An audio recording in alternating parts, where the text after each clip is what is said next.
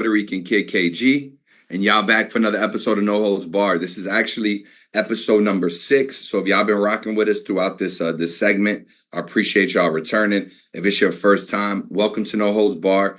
A pretty simple premise, guys. We bring in your favorite fighters, today's notables. We talk boxing, but we start with them. And today I got a special lineup for y'all. I mean, you know, it's one thing to get one of these guys. It's another thing to get 2 of these guys. It's a whole nother ball game when we get 3 of these guys. And we've got all 3 brothers, the Fighting Russell family. We got Gary Russell. We got Twan. So if y'all unfamiliar, that's Gary Antoine Russell. And we got Tonio. That's Gary Antonio Russell. So, I mean, you couldn't ask for a doper lineup coming straight out the DMV area, ready to give y'all their thoughts on everything that's happening today. But most importantly, catch y'all up with what they got going on. You know, all 3 of them active in the game, great insight, and we're excited to rock with y'all today. I'm about to hop in the chat in 2 seconds actually. So if y'all in the chat today, please feel free to participate, share your thoughts, your comments, any questions, and we're gonna get right after it. You know, for anybody in there with anything to say, frame it in the form of a question, and I'll ask for you for sure if we can get to that. But I mean, without further ado, we got our first guest in here. We got my man, you know, the dog of the DMV, Gary Russell, bro. How you feeling, Gary? Man, I'm all right, man. Feeling pretty good, man. No complaints. No complaints. Yeah, no doubt, no doubt. And today we lucky, Gary, because we got you, we got Twan, we got Tonio. And you know, without further ado, we get right into it. I don't want to waste 1 minute. Let's get right into the nitty-gritty, Gary, and we'll start with you while we wait on your brothers. So let's get to it, G. Last time I saw you, breaking up a little bit, man. I apologize. Could you hear me? Yeah, I can hear you. I can hear you. You good? Hold on. Good, no doubt. I've been Chief in 23. I see you in the chat. Nah, you good, champ. We can hear you. We can hear you. All right, my bad. Now, what was your question, big dog? Nah, nothing yet. We're going to get into it, though. But, G, do me a solid. If it's cool, do you mind, if it's not going to mess up your camera, do you mind turning it to the side just so we get the best shot of you? That way, when we frame it later, you look as good as possible. Now, if that's going to mess you up, don't worry about it. That's it. That's the look. That's the look. Hold on. See if I can set this jump up. No, take your time. We cool. We got people in the chat already. Some of them showing love, some of them talking crazy, but frame it in the form of a question if you got something to say, and we'll ask them why we got some time today. You said some of them talking crazy? Yeah, we got some love and we got some hate. Hey, that's normally how it goes. Damn, I can't get this jump situated right. You take your time. We in no rush. We live, baby. It's all good. But yeah, let's see who we got in here. While you get that right. My man Los. Yup, we definitely about to pop it. I've been chiefing. There you go. You got a question. If I get time, I'll definitely ask Gary. I'm sure he'll be more than happy to share his peace of mind with you. Linnell Wilson. Thank you for the support. No Holds Barred. This is our 6th episode. We already have 7 lined up, and 8 is in the works. So we moving out here. We definitely moving out here. Let's see who else is here. Are we good, G? Yeah, we good. Perfect.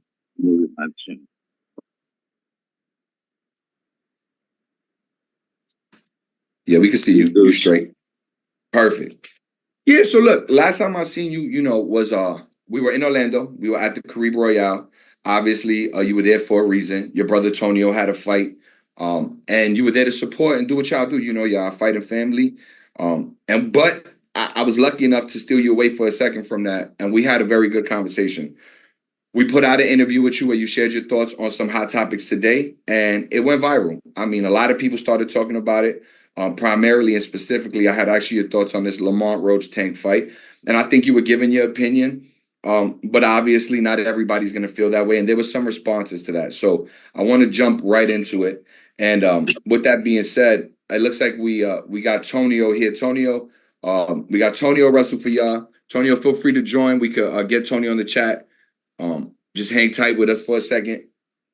there we go. I think we lost Tonio, but he'll be back in a moment. But Gary, Lamont Roach's dad, he responded to that interview. He was asked about it, and he has some quotables that I'll share with you. He said in the DMV, that kind of stuff is considered sucker shit. He said he was disappointed. What's your thoughts on Lamont Roach's pop's response to this, and just where you at with this whole thing? Everybody's entitled to their own opinion. You know what I'm saying? I think it's flattering to know that my opinion means that much or makes that many moves or waves when it comes to people. But once again, I was just giving my genuine opinion. It's not that I don't like Lamont Roach or even his dad. You know, it's just like I'm pretty sure it's people who share the same household that like the opposite teams. They might like the Denver Broncos and someone might like this. It doesn't take away from the love or anything like that. So it's not a thing of me not supporting someone or not hating someone. It was just me giving my honest thoughts on the outcome of the fight. I personally don't have anything wrong with Lamont Roach, his father. Shit, or better yet, even Javante Tank Davis, even though he might feel some type of way about me, because I called him all type of suckers and shit like that. But we're gladiators. I'm naturally an aggressive type of individual, you know. So Tank, he should feel something for it. But we're gladiators. You know what I'm saying? He should understand that he's supposed to. But as far as Lamont Roach's dad and them, man, don't wear your feelings on your sleeve. You know what I'm saying? Don't wear your feelings on your sleeve. It definitely ain't me attacking y'all or no way, shape, or form. I genuinely do like y'all. You know what I'm saying? Roach, Lil Lamont, he had his little rebuttal or comeback, whatever you want to call it. You know what I'm saying? I thought it was cool. You know what I'm saying? He acting like a motherfucker fighter. You know, but that's my take on it. It doesn't mean that I'm not supporting the home team or anything like that. I genuinely didn't feel as though that he would be able to win the fight. I just gave my honest opinion. So yeah, you're right. Shit like that. I don't really support for it. No, and I was just gonna say you're right. You're right in terms of like you know, I think boxing is a sport where obviously when you pick a side, there's a lot of vitriol, there's a lot of hate, and people get in their feelings a little bit, right? When you don't pick the same side that they're on, or if it's done specifically. I think it's about what is said sometimes, not so, or excuse me, how things are said, not so much what things are, you know, said, right? Because all you did was share, hey, I think this is what it is. But obviously, you guys have your own history. So let me just ask you about that. What is your history with Lamont and his pops? How well do you guys know each other? How far back do y'all go, especially coming from that area? Now we go back a little ways. Lamont is a little younger than me, but his father and them, they've always been real, you know, supportive. They I honestly think Lamont looked up to me for real, to be honest with you. Or at least at some point in his career he has to. You know, I think they always been a cool little family, you know what I'm saying? I like the lineage and you know what I'm saying, how they stick together and stuff like that. It's similar to my family to a certain extent. So I mean, I like them as people overall. You know, I know them for a long time. I knew them since I was a little kid. You know, but my opinion is my opinion. I still don't feel as though, and once again, I don't have any ill will or anything like that towards Lamont Roach or even Tank Davis. You know what I'm saying? With Tank, I wanted to compete against him. I definitely wanted to compete against Tank. I still feel like I still have my opinions on them. Just because I have my opinion on you don't mean I'm going against you. Don't get that shit misconstrued. You know what I'm saying? We fighters, you should have a little more tougher skin than that. You know what I'm saying? That don't mean that motherfucker going against you because I don't feel as though you'll win. I'm just giving you my opinion. I still genuinely like you. Tank, I still feel like, you know what I'm saying? Tank, he is a cool dude. I think he's cool. I knew him from the amateurs. He's younger. You know what I'm saying? I don't have no issues with him. I just feel like he cool, but you be picking and choosing who the fuck you fighting. You not blindly fighting. You being slightly protected. That's my opinion. You know what I'm saying? That don't mean I don't like him as an individual. You know what I'm saying? Outside of this sport, outside of this boxing shit, I'm pretty sure that both of them cool people. But within that motherfucker, nah. Everybody fair game. Got it. Got it. Really quick, we definitely got another guest joining us. We got my man Gary Antonio Russell, goes by Antonio. Antonio, appreciate you joining, bro. Hey, what's up? What's up with y'all? Oh, chilling. Thank you for your time today. Definitely have a few questions that I want to ask you specifically. I appreciate your patience just rocking with us while I get through a couple with your brother. But just to tell you, I'm definitely going to bring you in on this, Tonio. Tonio, can you do me a solid when you get a second, if it's cool, bro?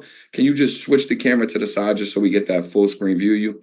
So that looks good. But yeah, look, for all of y'all in the chat, I mean, when you going to get Gary Russell, Gary Antonio Russell, and Gary Antoine Russell, who we just waiting on to join y'all at once. So definitely got a lot of viewers in this chat. If y'all have questions, put them in the chat. We will get to them as soon as we can. But Gary, just picking it up where we left off, right? Yeah, for some reason, I don't know, maybe your screen is locked, Tonio, but it's got you sideways. I'm sure you'll figure it out in a second, bro. No big deal. But I appreciate you, G. Gary, Lamont, right? Again, you were sharing your advice on the fight. You got firsthand experience. You've known him for a long time. There we go. Good luck, Antonio. Yeah, just talk to us. Look, if Lamont is going to win this fight, right? And again, nobody better to ask than somebody from his area, professional, who knows the game. How is he going to win this fight? Give Lamont. If we just I don't think it has anything to do with me being from the area. But I get it. I think the only way Lamont could possibly win this fight is to, first and foremost, stay the fuck off the internet, y'all. You know what I'm saying? If you can't be a big boy and deal with, you know what I'm saying, constructive criticism or motherfucker saying shit, stay off the internet. You know what I'm saying? A lot of this shit is propaganda and just motherfucking people sharing their thoughts amongst this shit. And sometimes it takes your thoughts away from the real objective. And the objective is to go out there and try to your best to be victorious. Don't focus about nothing else other than this motherfucking fight. You shouldn't be giving a fuck about what the fuck I'm saying or what the fuck anybody else is saying other than your motherfucking trainers, your father, and them like that. You know what I'm saying? That's the first thing I say to you. Secondly, in order for Lamont to win this fight, he will have to. Tank already starts off slow. I think because they already fought before. It's Tank isn't going to have that little fill out process. You know, a lot of times fighters have to fill each other out for a minute. They competed against each other before. So I think they have a little sense of familiarity. So I don't think Tank is going to start off as slow as we are accustomed to him starting off just because of that. I mean, I could be wrong. Just going off of how he normally does, he tends to start off slow. I'll tell Lamont to control the center of the fucking ring. Control the center of the ring. Keep his hands tight. Get the early rounds. Put them motherfuckers in the bank. Tank one start off slow. Put them rounds in the bank on the later half of the fight is when it's going to be it really going to matter. Your defensive discipline is what makes all the fucking difference in the world. You have to be defensive discipline within this fight. You know what I'm saying? You got to be, and you gotta have some of this, y'all. You got to show that. You know what I'm saying? It doesn't mean do it stupidly either. You know what I'm saying? It's controlled chaos, not just chaos. You know, so that's some of the things that I tell them, man. Control the center of the ring, take the early rounds, maintain a level of defensive discipline. Because once Tank realizes he's down behind the scorecards, he gonna come and get you. He gonna try to come and get you. At that point, it'll make him a little more reckless. He's gonna have to take more chances.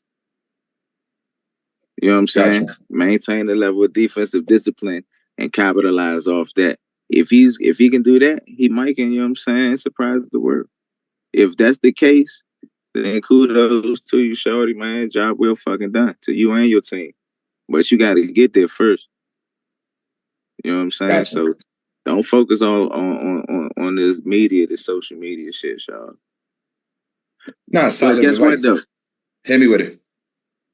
This is all to Lamont Roach. I'm on your ass though. I just had to say that. Yeah, thank you. We appreciate that. It's definitely a good quote. It's definitely a good quote.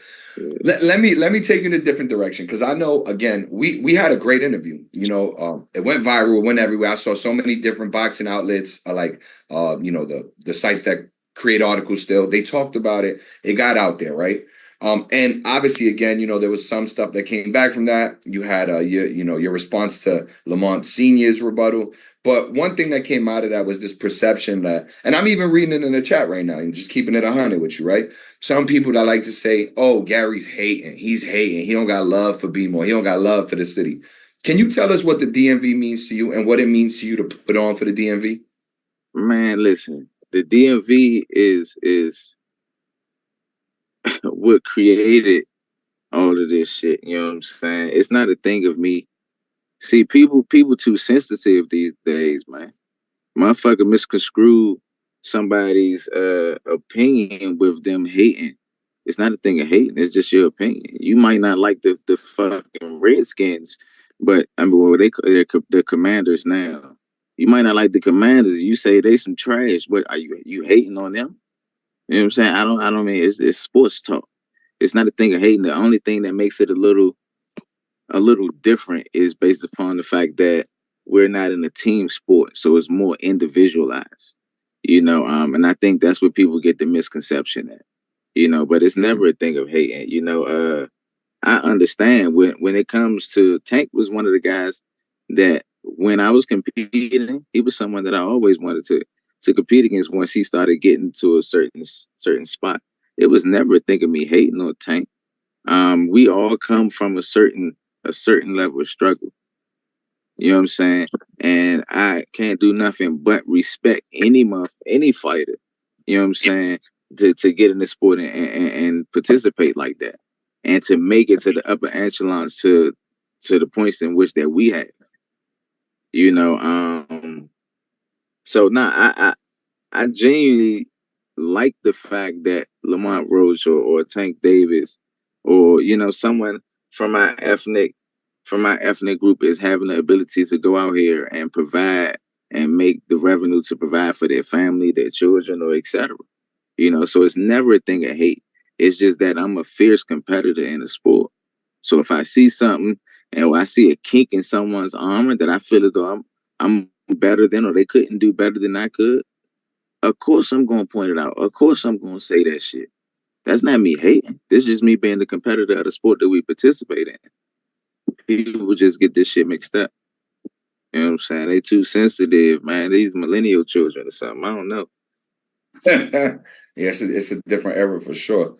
I'm gonna stop right there for a second with you, Gary, because I still have definitely a few more topics I want to cover with you, and I want to make sure we touch on. But I want to just bring Tonio in on the chat. So again, everybody in here seems to be aware of who these gentlemen are, but just in case you're unfamiliar, let me go ahead and introduce my guy right here. This is Gary Antonio Russell, goes by Tonio. He's a 118 pounder. He's a bantamweight. He's 20-1, coming off a victory just a couple weeks ago in Orlando. Gary, Tonio, first of all, thank you for joining, bro. Appreciate your time. Mm-hmm. Let's get to it. Look, you just had a fight, and it's crazy because I was there, and I was watching ringside, and I thought you had a great performance. But I talked to your brothers, well, specifically Twan, and I was like, yeah, man, Tonio just did his thing. And he didn't have anything bad to say, but he obviously views things differently because y'all together, y'all see the sport differently, right? Y'all have different expectations. So what do you think about your performance, first and foremost? If my dad was here, I always say how would I feel as though he would have graded me. I kind of heard him saying, man, he was like a C. Like a C. Looked tight. We started smoothing out by the second, beginning of the third round. When that didn't take no punches really. The guy wasn't on my level, if I'm being honest. He's not on my level, and I should have made it look as so. So just with my performance and all, I would look or expected my pops to probably give me a C. So, how did you grade yourself? I'm hard on myself. So I'll probably say a D. To be honest, like when I go back and look at it, yes, I go back and look at it, I'm like, oh, damn, I should have just got this dude out in the first round. Yeah, but you got him out of there for sure, and you won the fight, which is most important. So I gotta ask, go ahead. My bad, Tonio. No, I was saying, of course, agree. Yeah, so I just gotta ask, obviously, what's your ideal path forward? Because you're in a division where obviously there's champions, there's belts. The names there aren't as known, or maybe on the stage here in America as they should be, right? Because they're champions, but it just is what it is. But for you, ideally, what's your path forward? What's the fight that gets you where you want to go next? Honestly, I don't really know right now. I just need a name.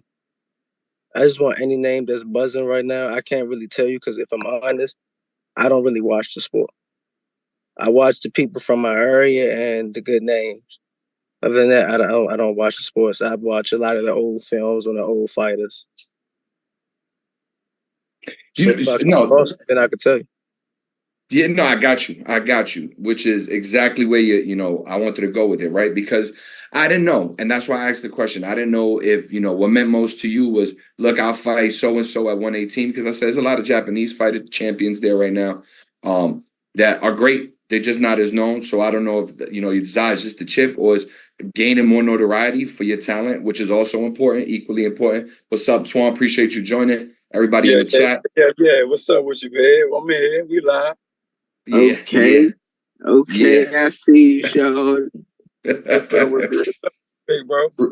Appreciate you. We're going to get right with you, Twan. I'm just wanting to wrap this up with Tony or talk to Tony about a couple of things real quick, but thank you for rocking with us while we get through that. But yeah, Tonio, so getting to it, right? Above your division, 122, obviously there's a very well-known name. You got Naya Inoue. Right below you at 115, you got Jesse Bam Rodriguez. So my first question to you is, when I know you said you don't watch boxing, and I respect that, but do you watch those guys, or have you seen those guys enough to just share? All right, what's your opinion on both those fighters? What do you think? Yes, I like Bam.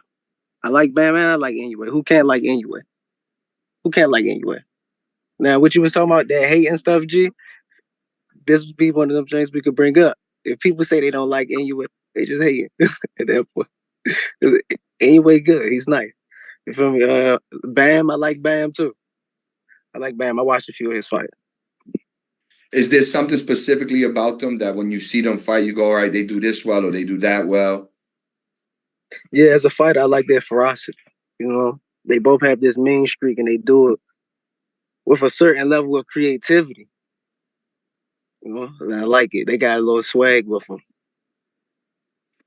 So when you think about yourself, could you ever see yourself moving divisions, whether it's down or up, to maybe pursue one of the fights with one of those two guys? Because those are the biggest names around your division. Of course. I feel as though I can go up or down pretty easy. I usually come in around like 116, and I never have a hard time making weight. I feel like for me to go up to 122, I'd be a lot stronger there. And I feel like that'd be just as easy. So I feel like that's definitely something that could possibly happen in the future. You have a preference? Like, if you had to have it your way, I'd rather go up and face Inoue, or I'm cool going down, or Jesse coming up and facing me at 118. Whichever one comes first. Okay, fair enough. So tell me this much. How do those fights play out? So if you got Inoue, what kind of things do you think he would have to deal with on your end that would make the fight really tough for him? He would have to deal with my slickness. He would have to deal with my swag. I feel like a lot of fighters from the DMV area, they carry a certain level of swag that a lot of other guys don't have, and I feel like he would have to get past that. There's a lot of things that I haven't displayed just with me being a pro that a lot of people haven't seen. I will have to maintain a defensive discipline as well, because he could punch. He could punch, and he's a sharp fighter. I have to be on point when I fight anyway. If he run and get reckless, I know I have the stopping power to put him down or put him out as well. Me winning, of course. No doubt. I could see me winning. I could definitely see me winning. I could see him running in and probably getting clipped with something, as well as if he rushing to go for an early attack. And with Bam? With Bam, Bam is nice. He's good, but I feel like where I'm at right now, I feel like if he comes up, he'll probably be too small. He'll probably be a little too small. I don't know what his walk around weight is or how he carries his weight, but I feel like if he come up, he'd be a little too small, and I could probably hurt him at that weight. If I go down, I feel like I don't know. I feel like if I go down, he'll probably feel too small too. I'm not gonna lie. He's good. I just feel like he's probably a little too small. Got you. Got you. Well, I mean, listen, I think any fighting fan would love to see Antonio Russell versus either one of those guys. So let's see what happens. You never know with boxing, but let's see what happens for sure. Let me get your thoughts on this, Tonio, because I've gotten Gary's thoughts, obviously. I talked to Twan in Orlando about this. But this whole Lamont Roach thing with your brother, what are your thoughts on it? Like the back and forth, some of the things that have been said. How do you see it? Man, that's how fight sells now, right? That's Enough just what said. it is. I don't think my brother said anything wrong. I don't think he said anything that the other fans haven't already said. I think his delivery was just different than everyone else. That's it. Yeah. Gary definitely got his own unique delivery. How do you see the fight breaking down? So just give me your Lamont Roach Tank breakdown, your opinion. I mean, Big Bro ain't give it to you no better way. He could definitely take the early half of the fight because Tank usually do start off slow. They usually do start off slow, put them drinks in the bag, and in the later rounds, keep your D on point. Keep it in the middle of the ring. Stay off the ropes. Know when to smother, know when not. Keep your defense on point and keep winning the fight the way you were. There you go. There you go. So we're all aligned. It seems like you guys all have that same viewpoint, which is dope. We'll see how that fight plays out. I'm going to go ahead and switch to Twan real quick. But Tonio, please don't go nowhere because I definitely got some topics I want to get your joint thoughts on with your brothers. So I appreciate you. But Twan, look, for anybody who's unfamiliar, which again, we got a lot of fans in this chat right now. I'm sure it's because y'all very familiar with Twan, but let me just go ahead and introduce him real quick. We got Gary Antoine Russell, 140-pounder, 28 years young. He's 17-1, 17 KOs. Yes, sir. He's coming back on the trail to get his lick back and do a lot more. And I just want to start right there. So, look, Gary, the last time we saw you, you had a tough fight with Puello. I want to say tough. I say tough in the sense that you didn't get the victory, right? We wanted, obviously, Russell fans to see the dub, right? It didn't happen that way. So I got to ask, most importantly, in your last fight, where were you at mentally? Where do you think you were going into that ring? Mentally, honestly, I was cool, calm, collected. It's another show. I take all fights serious. I don't care if they throw a goddamn tomato can opponent in there. I'm gonna take it serious.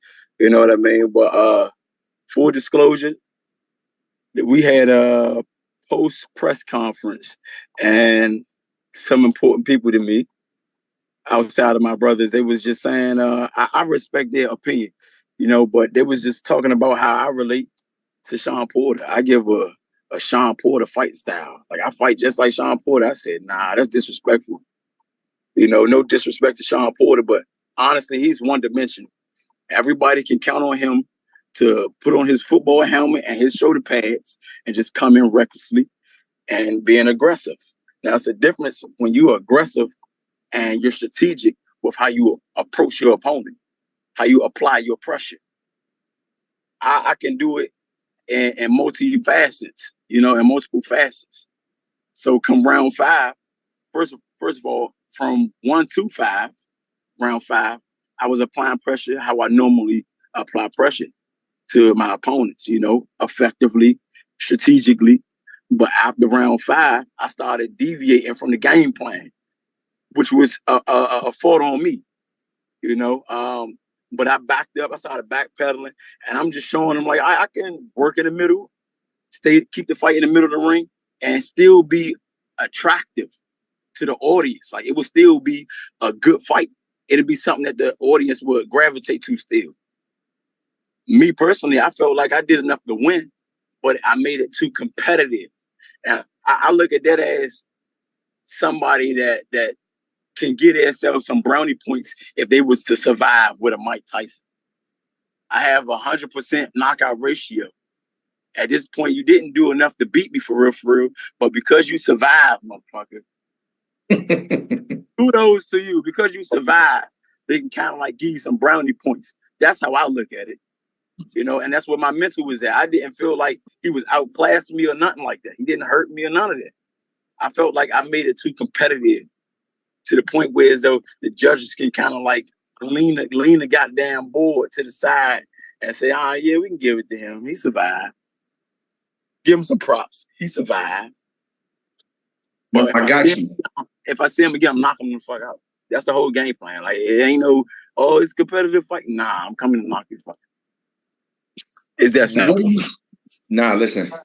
Point made. I think we excited to see that fight happen. I got a Gary question for you. It looks like you're moving. If you're moving and there's too much to ask, and I meant Twan to be clear.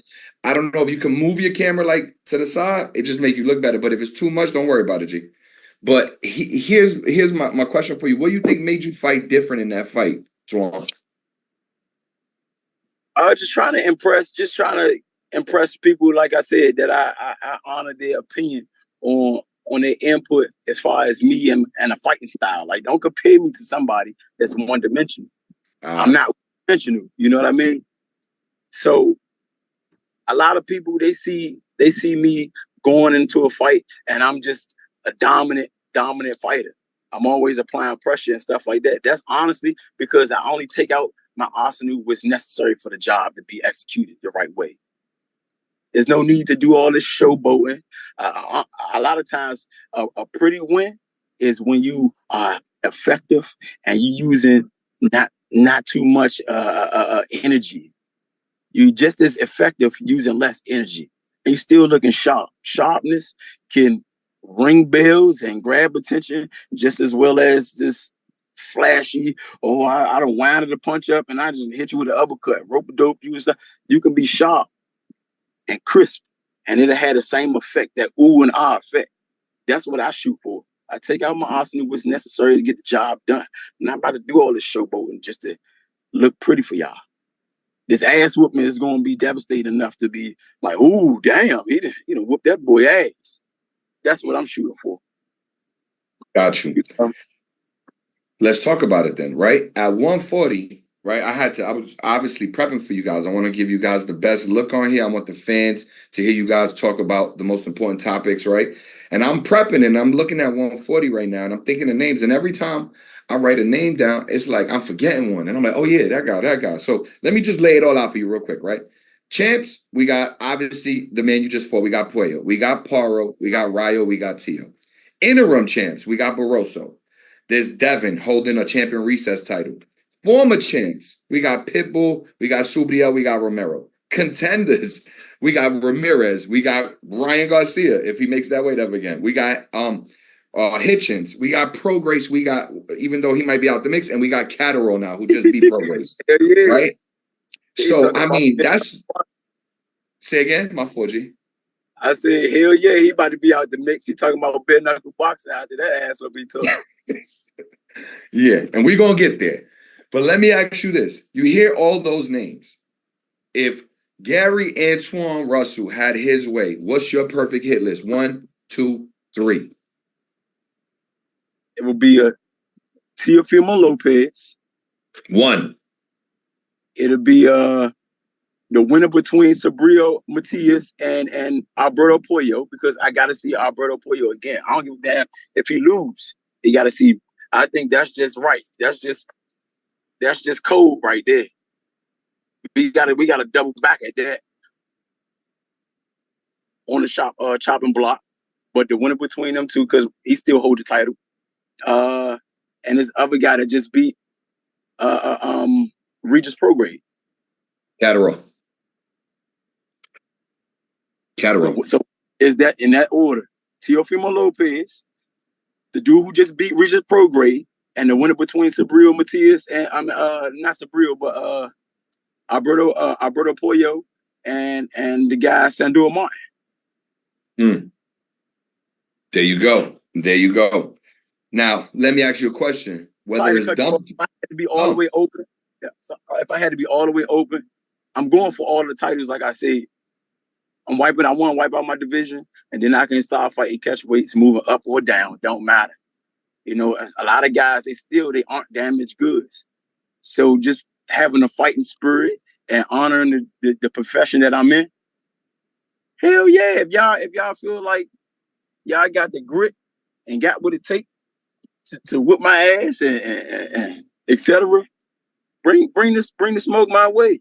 But I'd be a fool to work backwards. When you do this shit, we do it for keeps. Mm-hmm. Hey, I don't mean to cut y'all off, but y'all lost me for a second. I need to hear this hit list again. Go ahead. I said Teofimo Lopez, the dude who just beat Regis Prograde. What's his name? Jack Catterall. Jack Catterall. The dude who just beat Regis Prograde. He just like been cooking people lately. And the winner between Polio and Sandro Martin. So I help him out while his signal kicked back in. And of Number course, one, T.O.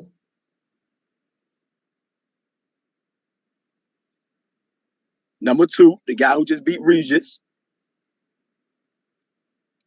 And the winner between Sandro Martin and Alberto Pollo.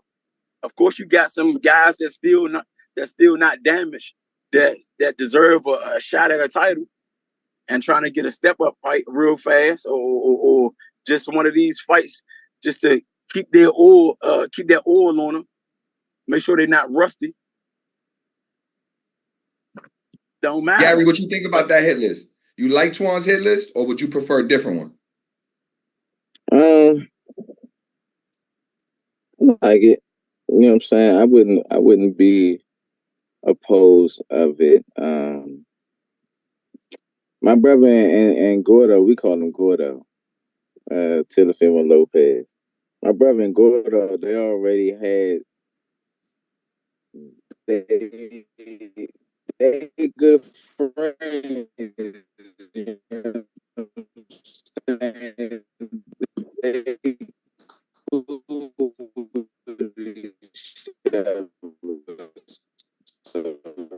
Hey, Gary, you breaking up just a little bit? G, so we didn't catch that. Yeah, I think Gary was saying, and Gary, maybe you get a second, you could check your Wi-Fi. I don't know if you can switch spots, but Twan, is he saying that you and T.O. go back, and I guess y'all call him Gordo? Yeah, we do. You know, since the amateurs, we call them Gordo because that's the family household name. But you know, on a professional tip, they gotta call him his homemade name, which is Teofimo Lopez, his government name.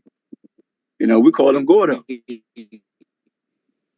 Talk to us about just that relationship with T.O. and then what do you think about his comments to Tank and Bud, Gary, where he was talking about this monkey got to get the banana. You know, what you think about all that? Ooh, who said that? T.O. You didn't hear that? I see y'all busy in the gym. Y'all busy in the gym. Yeah. Well, there you go. Now you heard it. Yeah, I mean, I got no way to. I got no way to. You got to give me the deliverance. I got you. What did he say? I got you. I contextualize it the best I can for you. Obviously, y'all understand I'm in a tough spot with this. So let me say it the best I can without anybody trying to come at me. But basically, he was asked who would he rather fight, right? And he said whichever monkey wants the banana first. That's what he said. And he was referring to who? Tank and Bud. Man. Since that's my man, you know I gotta address him personally. I ain't gonna say too much, but that's some like slimy ass shit there. What happened, man? I missed it, man. Gary, I got you. So I was asking your brothers, Antonio, if you got any thoughts, please let us know. But I was asking your brothers, like, basically, because y'all got this relationship with T.O., what did y'all think about T.O.'s comments in reference to Tank and Bud? He was asked who would he prefer a fight with first, and his response was, whichever monkey wants the banana. Gary, we got to get you on Wi-Fi, Gary. We got to hear from you, Gary. You got no Wi-Fi in the crib? What's going on, brother? Yeah, Gary cutting up. Yeah. That's crazy there. I ain't hear that. Yeah. I'm going to text Gary and tell him his Wi-Fi is connection back. Somebody was just calling me. Oh, got you. Yeah, whenever they call, it interrupts with the connection for sure. But if you there with us, Gary, we can hear you. We can't see you yet, but we can hear you. Somebody called me. Did you hear me? Yeah, you good. Did you see? We can hear you if you want to give it another go.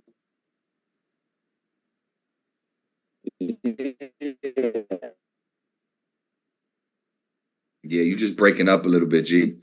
Let's give it a second, maybe. Yeah, now we getting like every other word right now, Gary. So I don't know if you could, if you in the car, if you could potentially maybe switch spots. It's some with the connection for sure, though, bro. But yep, that's what he said. Antonio, any thoughts on that T.O. comment? Especially considering y'all got that relationship. Look, like Twan said, that's our boy. So we were ever talk to him direct. I don't know. I ain't got nothing to say for it right now. Like I said, I think that's a personal thing we should talk about. Man, he the greatest showman, though. You feel me? He come out like a circus man and everything the top hat. You know, sometimes they deal with monkeys and shit. I don't know. Of course, we're going to give him a back door for right now because we don't know. We don't know. Yeah. No, it's fair. It's fair. It's fair. Okay. Let me ask you, and thank you for your response, Antonio. And, I guess I got two questions for you, Twan. First of all, what makes you want T.O. the most, considering y'all have a relationship? Like, because I think, like, my homie, that's the last person I want to beat, but I'm not a fighter. So what makes you motivated to want him number one? Because, first of all, I feel like it's long overdue. Not only is it long overdue, he's going to be there regardless. I don't see T.O. moving up in weight or moving down in weight. If I don't get him now, I'm going to get him later. So we might as well keep the sport entertained. I feel like us being a matchup would be a great matchup anyway, for one. For two,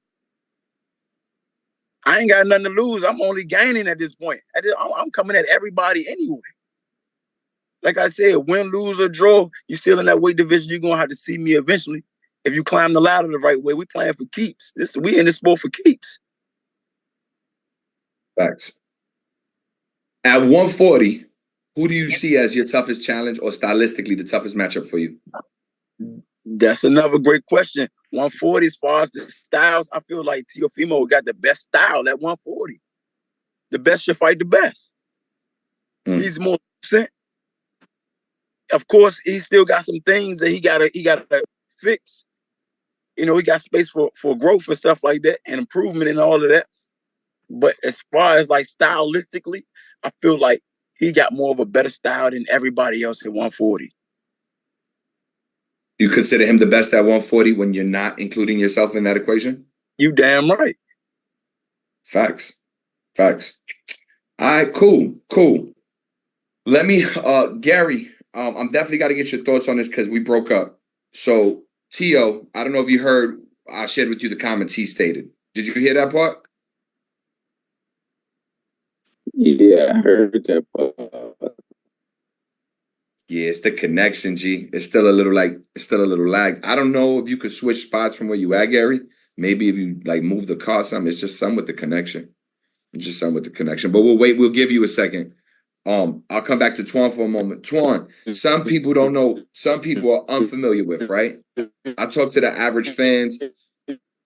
You breaking up, G. If you can hear us, you just breaking up real bad. You might have to switch spots.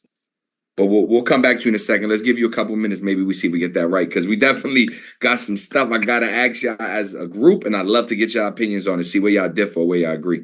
But Twan, not a lot of people familiar with this. But they should be, right? So opponent of yours, former opponent, amateur opponent, undefeated in the pros, only ever lost in the amateurs to you. is Jerron Boots Ennis, right? You beat Jerron 3 times in the amateurs. You have history. So I got to ask you, because Jerron is obviously elevating his profile, his stature. He's a champion at 147. He's looking to make moves and unify. He's talked about wanting Crawford at 154. So I got to ask, right? What do you think was the hardest thing that he had to deal with when it came to you? Because he didn't lose once or twice. He lost 3 times. I want to say, honestly, like I said, the way that I apply my pressure. It's certain shots that he was just accessible for. That till this day, I feel like he still hasn't fixed that flaw fully. You know, I ain't gonna bust him out because you always gotta keep a ram in the bush. Like I said, when I move up, I wipe out my 140 division. I'm moving up to fight catchweight fights and everything. Jerron Boots Ennis, if he's still at 147, he will be one of them ones. We're gonna keep the sport entertaining. Say again, Antonio? Oh, nothing. No. All right. Hang tight with us, though, Antonio, because when we wrap up this section, I got some questions for you. I want to get your opinion on. Appreciate you, G. Keep going, Gary. My 420. Keep going. I was just saying, it's certain flaws that he didn't fix within his arsenal. He have graduated and got more comfortable with his deliverance, his fighting style and stuff like that, to the point he's kind of like perfecting it. You know, everybody got a different style. As far as the boxing sport itself, everyone throw the same punches. You got the jab, you got your left or right cross, your hooks, your uppercuts, your body shots. The difference is that sets everybody apart is their sway, how they put it together, their creativity. I feel like how he put things together, he's starting to get more comfortable with it, you know, and he's starting to kind of like master how he do things. But he still got flaws. He still got flaws till this day. The same flaw that kind of like put him in a hot seat when I fought him, he still got that flaw. I still see it. Mm. Yeah, so I would ask you, how do you see the fight going? But obviously, from what I'm gathering, you've seen enough from Boots firsthand when you got those victories to where you got your game plan and you still see that flaw being the thing that he hasn't overcome that would allow you to win again, even at this pro level and different weight division. Okay, just to be clear, can you clarify what was the question? No, it was more like a statement, just kind of wrapping up your thoughts on that, which is what I gathered you're saying is, look, if me and Boots fought today, the thing that allowed me to beat him in the past, I still see as a thing that would allow me to beat him today. Yeah. Would I have to approach it a little more different?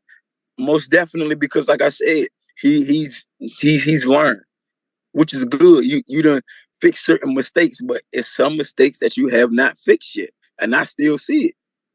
So yeah, I will have to take a different type of approach, but I do see certain things that will still be accessible for me to take initiative on. You know what I mean? Like I can definitely capitalize on it still. The same mistakes that I seen him making back when, I can still capitalize on those same mistakes now. Got you. Thoughts on this Pro Grace Catterall fight? They're in your division. Catterall won the fight. Did you get to see it? I seen it. You damn right. I said, dang. And it's funny because my interview at my brother's fight, Gary Antonio fight, I was talking about Regis Pro Grade. I was saying that he isn't damaged goods. He lost to Devin Haney. That wasn't even no devastating ass loss. He got pity pat to death, and he had one flash knockdown. Honestly, after that knockdown, he hopped up so quickly, like he was just off balance for real. It wasn't even no hard punch. It was a sharp left-hander he walked into that put him on his back pockets. And he popped right back up like nothing was wrong. He licked his lips and said, let's go. He ain't damaged goods behind that. And I said, he's still on the chopping block. For real.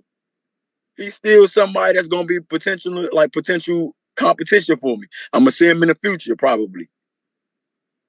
Even though you're talking about Pro Grace? I'm talking about Pro Grades. You think he's still got it to fight? Yeah, to fight. Like he's still in my division. He's still in the weight division. He isn't damaged goods after that Devin Haney. And I still see him as a potential threat because he's in my weight division and he isn't damaged goods. He's going to be in a way of my success eventually. So I called him out. he's one of those ones that I'm a see in the future potentially. And then he fought and got put down a couple of times. I said, God damn. Now you starting to look down. Handed to him. Right, dude gave it to him. Dude handled him his ass. Then he started talking about, man, look, I might go to bare knuckle boxing, you know, and let the youngins have this. I said, oh shit. Yeah, this boy done beat your ass down to the point you talking about going to another career. And it's, you know, he actually said that after his last fight too. I don't think it got that much traction for whatever reason. When he lost to Devin, he shared similar sentiments. I ain't catch that, but it was loud and clear this last ass whooping. I tell you that. Hey, you funny as shit, bro.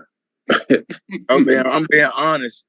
It's a lot of stuff getting spoken on, and they over here being critics about us being truthful about things. Since y'all want to be truthful and getting y'all feelings about the truth, we might as well just go ahead throwing it out about Lamont, about Regis, what the fuck about the rest of these fights. They know what it is. There's one thing about this, and lie about an ass whooping that you took. If you didn't take an ass whooping, you ain't take an ass whooping. You took an ass whooping, the world gonna see it. There you go. There you go. There you go. All right, Twan, do not go nowhere unless you got to go somewhere. I got some topics I want to get all your thoughts on, but I just want to come back to Gary, touch back on that last topic we was talking on, and then I got a few more questions for you, Gary.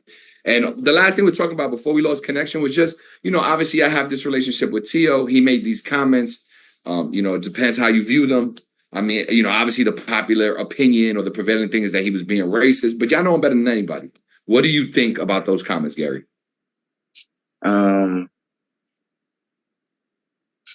You can take it two ways. You know what I'm saying? You could take it as some people could misconstrue that as a racial slur. But that could just be just part of his personality as well. You know what I'm saying? So it's a touchy-feely situation. You know what I'm saying? It's a slippery slope talking about that. You know, especially saying it in the content like that, you know, someone from the other ethnic group, you know, and to be honest with you, shit, I think they like our cousins anyway. You know what I'm saying? Hey, for real. I feel like they are our cousins anyway, you know what I'm saying? So like, what the fuck? You know, but I don't know. He could it be something secretly behind it? Possibly, you know, but I can't pinpoint that. All I can know is my interaction with him, and how him as well as his father conducting himself. They've always been the same. You know, they've always been cool. Got you. Nah, look, again, I appreciate, I think sometimes people get it misconstrued when some go viral, right? Like, you know, somebody say something about somebody, it is what it is. But one thing I like to do is ask the question. Whatever the response is, let it be what it is, right? So I think that was fair insight and your opinion. You know the man a little bit different, so who better to ask? But let me get back to you, Gary, on some stuff that we didn't get to just yet. So, you know, we left off at DMV and what it means to you. But one thing I wanted to talk about, just picking up from there really quick, 31-2, last time we saw you was January 2022. You know, obviously you've had shoulder surgery since then. Just talk to us about where that recovery process is for you, and then how do you see any potential comeback playing out, if any? Well, I had the surgery. A lot of fighters don't come back from this shit. I have nothing. I've been working, you know what I'm saying? I've been rehabilitating my shoulder and stuff like that. Damn, somebody calling me. You good though? It's not messing up your connection though. It's not? Nope. You just you ignored him and you good. I've been working it, you know, and stuff and etc. I'm still doing like my strength training and physical therapy and stuff like that on it. You know, it's not 100%. So I've been like focus on my little brothers, getting them situated, you know, training them. You know what I'm saying? That's pretty much been my plans so far. Thus far, anyway. Got you. Now, in and around your weight, I just want to lay them out for you and just get your thoughts. So at 135, you got Tank, you got Shakur, you got Barinchek, you got you know, Loma, right? Former opponent of yours. They're holding those belts. At 130, you got Navarrete, you got Kakachi, you got Lamont, And you got Conceição, you know, he has a fight this weekend against Oshaki. It could very well be Oshaki again. If you were in a position to fight, if your shoulder was in a position where you can get in the ring, ideally, what's the path back for you? Is it 130? Is it 135? Is it one of those guys particularly? What do you see as the way back? This just like some fantasy shit, right? Yeah, like, yeah, fantasy. Yep. Because obviously you just said right now you're still healing up. You work right. on your brothers. Sure. On some fantasy shit, to be honest with you, realistically speaking, if I could have came back in the sport, you know, I would like to have come back at 135. 135 is where I would have wanted to land at. The only thing that would make me make a pit stop or anything like that was Lamont Roach getting mad at what I said, and that made me want to stop at 130 just to, you know what I'm saying, see Lamont Roach. Just because I gave my honest opinion on some shit that, you know what I'm saying, I don't know. But nah, realistically speaking, 135. I would like a fight with Tank. I would have loved to fight with Tank. 35 is where it was being at. 35, I would want my motherfucking leg back with Lomachenko. I definitely want that one. That's a must. And then wherever the chips lay at that point, whatever the fans would want. You know what I'm saying? Whatever the fans say they want, that's what happen. You know what I'm saying? Got you. Well, we'll just have to wait and see, because right now, just fantasy, right? So we'll see what happens. We'll see what happens. All right, let me ask you this, because one last thing that came out of our last interview was, you know, I had actually some thoughts about Devin. You shared your thoughts. So I just want to ask, you know, you guys have noted history, right? The question I have for you, first and foremost, is where does, I mean, if there's still dislike or any disdain, you know, why and where does it stem from? Or you're in a better place now? I don't get this. See, people get things misconstrued, man. People get your opinion once again.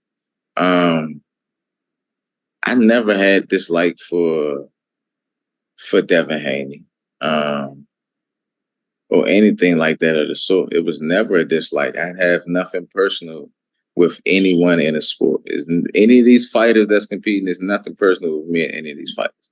Now they might feel some type of way because of some of the stuff I probably didn't say, you know, towards them, like a Tank, because I say I feel like he's a sucker, he's scared, he pick and choose who he fight. But that doesn't mean that I don't like him as an individual. We have static as an individual outside of the sport. So it's never a thing of me disliking Devin or having an issue with Devin or anything like that. You know what I'm saying? I think it's far. I think build a little motherfucking extra. You know what I'm saying?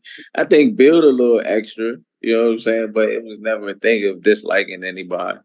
You know what I'm saying? And whatever they arrive at on their behalf, that's on them. Got you.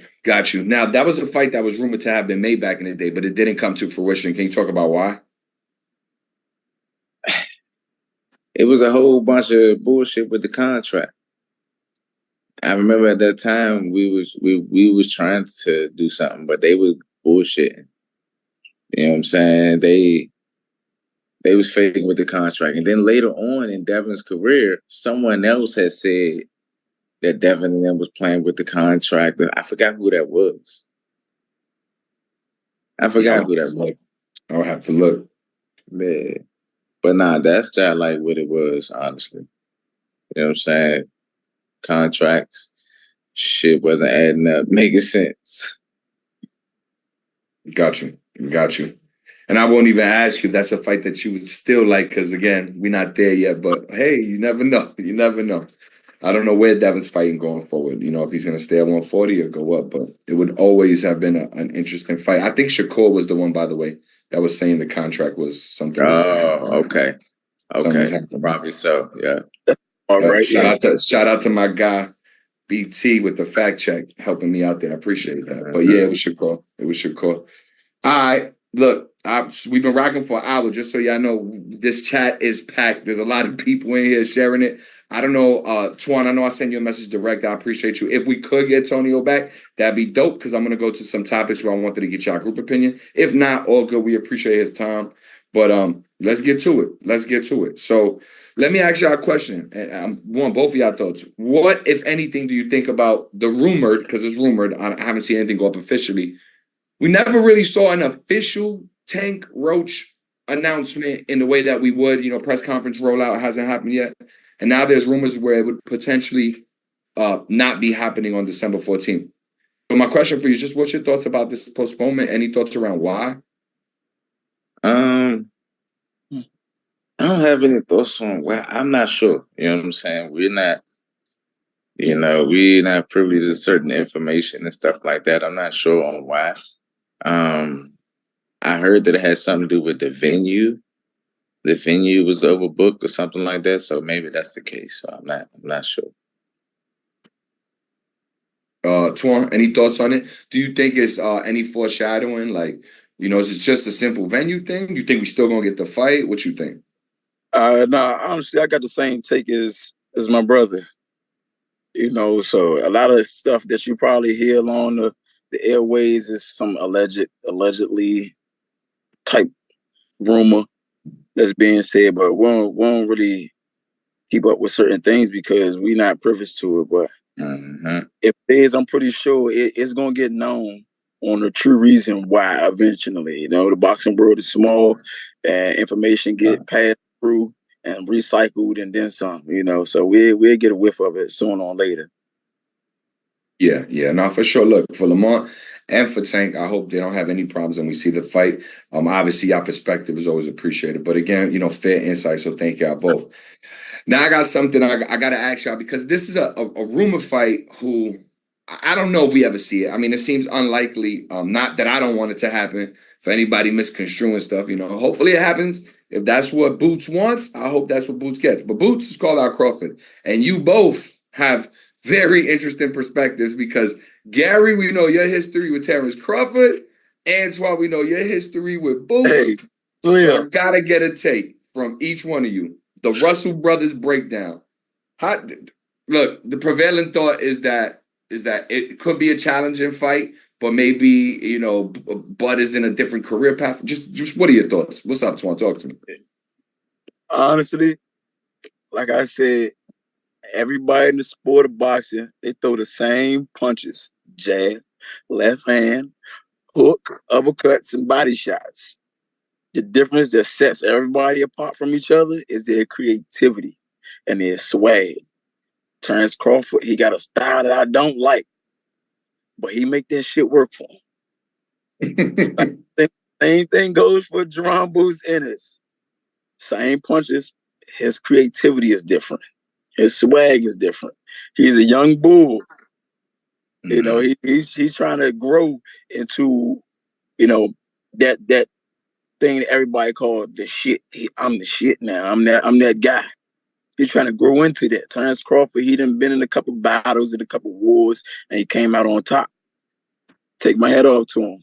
You know what I mean? He made his style work at the end of the day. He got touched on his chin by an old Gamboa. An old Gamboa, keyword, an old Gamboa. And he did the little stinky dance. Now I feel like Boots, he's more precise with how he delivers his shots than Gamboa is. He's more stylish and stuff like that. So that style matchup, I feel like it'd be a great ass fight. But I do think Boots got a puncher's chance. So it's a puncher's chance and youth compared to wisdom. I had to jump in. Let me just ask one. There's one other question because you said something. What don't you like about Bud's style? Because you said Bud's got a style that you don't really like. What is it about his style you don't like, Twan? It's weird and unconventional. He go both ways and he's long. And a lot of people look at him like he's a big linky guy, like tall linky guy. He's not that tall. He got just these weird long arms. The way he delivers his shots, he's not like crisp. It's not like straight down the pipe shots. It's like loopy, and he throw unconventional combinations. You know, sometimes he switch it up and go with that European style, and then here and there, he got that. I'm gonna just keep you on the outside. I'm gonna just hook you and uppercut you from the outside and stuff like that. He's just lanky. He's just long, and he know how to use that to his advantage. You know what I mean? But he don't got no chin for it. He's been working on his defense. I can tell you that now. He's been working on his defense because that Earl Smith, even though Earl Smith was a damaged fighter, he still made sure that he was defensive discipline. Like I said before about me, I don't care if you throw a goddamn tomato can opponent in there. I'm going to take it serious because even that tomato can opponent, he can wind up one of them joints and hit you hard enough in the right spot, and he's going to put you down or even get your attention. So you got to always have a certain level of defensive discipline. He's been sharpening that up. His legs and stuff, like he don't got good footwork, but he got unconventional footwork. Like everything about him just like unconventional. You know what I mean? That's what I don't like about him. But he make it work for him. Right. And it's so unconventional to the point he just basically relies on outthinking his opponent. He's a smart fighter. Got you. Let me just read these two super chats off, and then Gary, I'll get your take 100%. We'd love to hear it. But the first one was some from Southpaw. Excuse me, a little while ago. Southpaw just said, "T.O. is only tough with white fighters." Low key, Southpaw, you crazy. And then, yeah, tell him stop eating. Tell him stop eating, man. It's a lot of squirrels out here, and they find the nuts. There you go. And then we got a super chat from 323 Quick who said, "Tank attracts the largest group of clout chasers." And there's that. So we owe it to them to read them off. We read them off. We got your comment off. Gary, hit me with it. Boots Crawford breakdown. What you think? I think similar to what my little brother thought. I feel like Terrence, I wouldn't say he's a great fighter. You know what I'm saying? Like, I think he mastered what he does well. You know what I'm saying? And he makes it work for him. But he is unconventional. He's lanky. He doesn't have the best defense. I think with Boots, he's on a bigger frame naturally. He's naturally on a bigger frame than Terrence. I think he's going to definitely bring his youth, and that's a motherfucking fight that Terrence could possibly very well lose. That'd be a risky fight for Terrence. It would. In my personal opinion, that'd be a risky fight for Terrence. This is one of those situations where I can see if Terrence was to say, "Man, instead of fighting Boots, I'm about to fight what's Canelo? I'm about to fight Canelo." I can understand him making that decision. That decision would be, I'm about to go over here. It's probably likely that I might lose to this nigga Canelo. You know, because I don't think he can fuck with Canelo. I don't think Terrence can fuck with Canelo. Nah. I think he gonna be able to box in for a little bit, and Canelo gonna get close to his ass and start chopping him down. You know what I'm saying? But he'll get a bigger bag fighting Canelo. He'll get a bigger bag fighting Canelo than he would fighting Boots. And Boots is just as motherfucking risky as him fighting motherfucking Canelo. You know what I'm saying? So. Yeah, but bigger reward with Canelo. Yeah. For sure. You know what I'm saying? Yeah. The bag is a lot better there for that risk, for sure. Right. You know what I'm saying? I got you. Did you want to respond to either one of those super chats? Because it looked like you was about to say something, Gary, when I read that one from 323 Quick, where he said Tank attracts the largest group of clout chasers. Did you have a response from him or no? I wouldn't consider it clout chasing. I would probably consider it people speaking their opinions. Whoever that person is, he's over here speaking his opinion on boxing. And guess what? The people that speaking their opinions on this motherfucker show is people that actually competed in the sport or compete in the sport. I'm pretty sure whoever that person was don't even fucking fight. You know what I'm saying? You feel me? Like, the fuck is we talking about? Come back with another super chat, 323.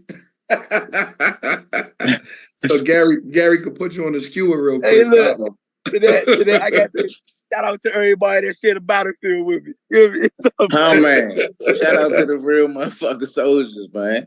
Stop this shit, man. Man. Let me ask you about something that got percolating over the last couple of weeks. So I did this very show, No Holds Bar, episode 2 with Blair Cobbs.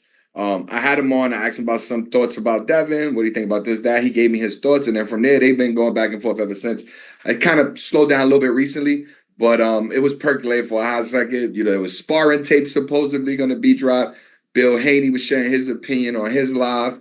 I could just say I don't think the Haneys were a fan of what Blair Cobb said, but here's what came out of it that I want your opinion on. That fight became a thing online, right? It wasn't a thing before that. Coming out of that interview, it became a topic. People running polls, which, by the way, and for anybody who says I don't like Devin, look, man, I'm a reporter. I do my job. I like all boxers. Right. I show respect to who show respect, and I show love to who show love. That's why you see these guys on this stream right now, because they show love and I show it back. But don't get it twisted.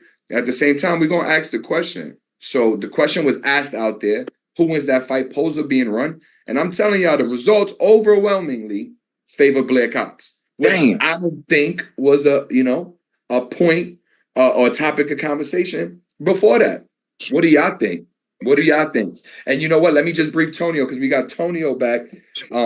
So Tonio, thank you for joining us, bro. I appreciate you coming back on. I just was sharing with your brothers that a couple weeks ago on this show, No Holds Bar, episode 2, I had Blair Cobbs on. I asked him about his thoughts on Devin Haney. He shared them. Bill and Devin weren't fans. They went back and forth. But the thing that came out of that's most interesting to me, and I wanted to get y'all take on, was that fight. Talk of that fight became a thing. And I know you say you weren't the biggest boxing fan. We'll come to you at the end of this, but I just wanted to get you up to speed what we're talking about. Devin Blair, the public from the polls I've seen favor Blair. So we'll start with Twan. Devin Blair. What you think? If Devin Haney fought Blair Cobbs, who wins that fight? Who do you favor? I mean, they got history with each other. They familiarized with each other's fighting style because of the whole gym stuff. So the comfort zone is going to settle in with Blair. Blair, he's naturally coming in with a bigger frame, coming in with more punching power. And Devin going to have to do something to keep him up off his ass, because Blair going to come to try to expose Devin Haney. I think that already happened. Well, it's likely to happen again. I'm going with Blair. Simply say, I'm going with Blair. Twan got Blair. Gary, you said that already happened. Please explain. And who's your pick in that fight? I mean, I think it already happened when he fought Ryan. Right.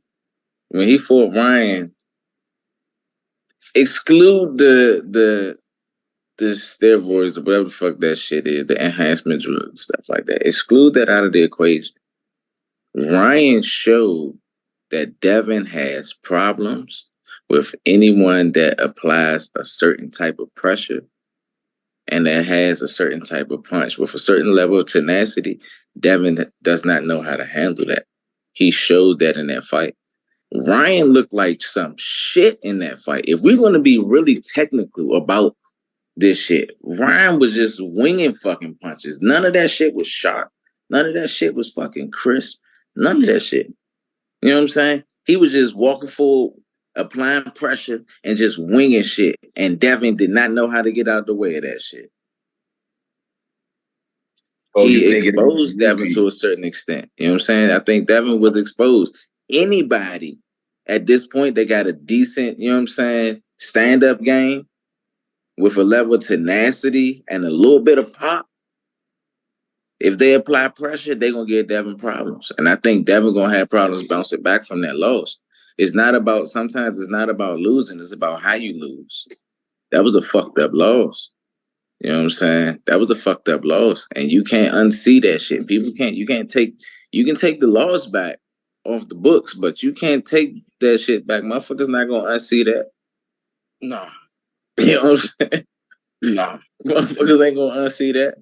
And the sad thing about it, the guinea pig off of that, it's not like the enhancements that Ryan had in his system made his fight style better. He was doing the same shit Ryan Garcia There you do. go. And he was getting cooked with the same Ryan Garcia punches. Yeah. Listen, y'all know better than I know. Say again, Twan. You said something. My fault. You cut out. I said that says something about Devin at that point. Got you. Tonio, what you think? Same. I feel like, honestly, in that fight, yeah, they absolutely right. But I feel like it has a lot to do with maturity and growth as well. I feel like if he would have got up and went back to the Devin that we know of, the boxer, the one they say runs and steals, I feel like he would have got up and won the fight. I feel like too much of his pride was in it. That could be the case too, because he did talk about fighting in the middle of the ring. So I'm gonna take it to him. Stupid. Mm-hmm. Yeah, he should have went back to his father sliced his head up. All he was hearing was, "No, my dad wanted me to go like this." You think Bill influenced Devin's choosing of the wrong game plan? Hell yeah. Hell yeah. Well, all that talking he was doing, he had to back up his daddy word. He had to back up his daddy words, but he had to back up his daddy words, but he ain't in there fighting for you. I feel like you should have been like, you know what? Let's be smart and go back to our original game plan. Let's go back to how I've been winning. Let's go back to how I've been winning. See the outcome. You had to stand on daddy words. So, Tonio, if Devin fights Blair, who do you favor in that fight? It depends on where Devin show up after this loss. If you go back to the Devin that had him winning, I don't really know how it play out. I feel like Blair had everything in his ability to beat him though. I feel like he got a little more ferocity than Devin. So he's going to take the necessary aggression on. I think if Devin won, it'd be a good fight. If Blair catch him, get up to him, then Blair could definitely get the win. Got you. Hey, but Blair is just funny as shit, man. Nah, that's my man. Hey, he's funny as shit, man. Shout out Blair Cobbs, bro. He is hilarious.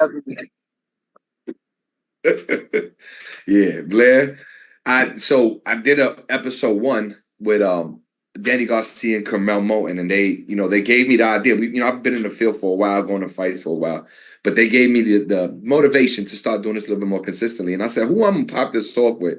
The second episode, I need somebody who's gonna come on, share their opinion, no frills, just keep it 100, right? How they see things.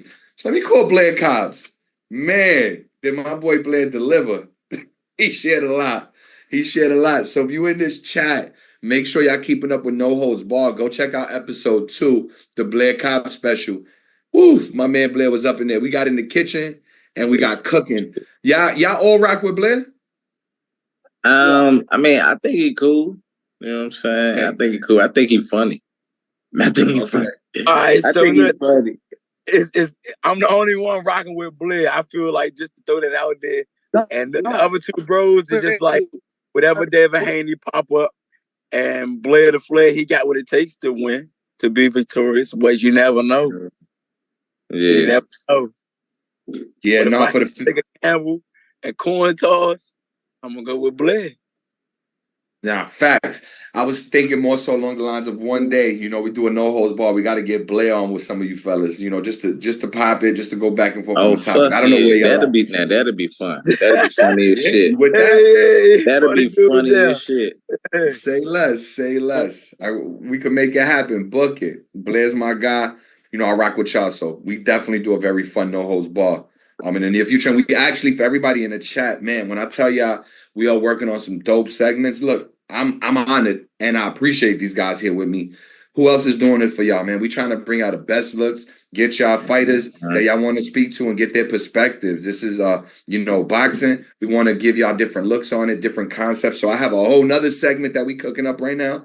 I'm not going to let it out the bag, but I can tell you I'm working. We got some dope stuff lined up. Never know where you'll see one of these gentlemen again or on what segment, but That's good to know that the Russell brothers would cook with Blair Cobbs. We got to get some in the works. We'll talk.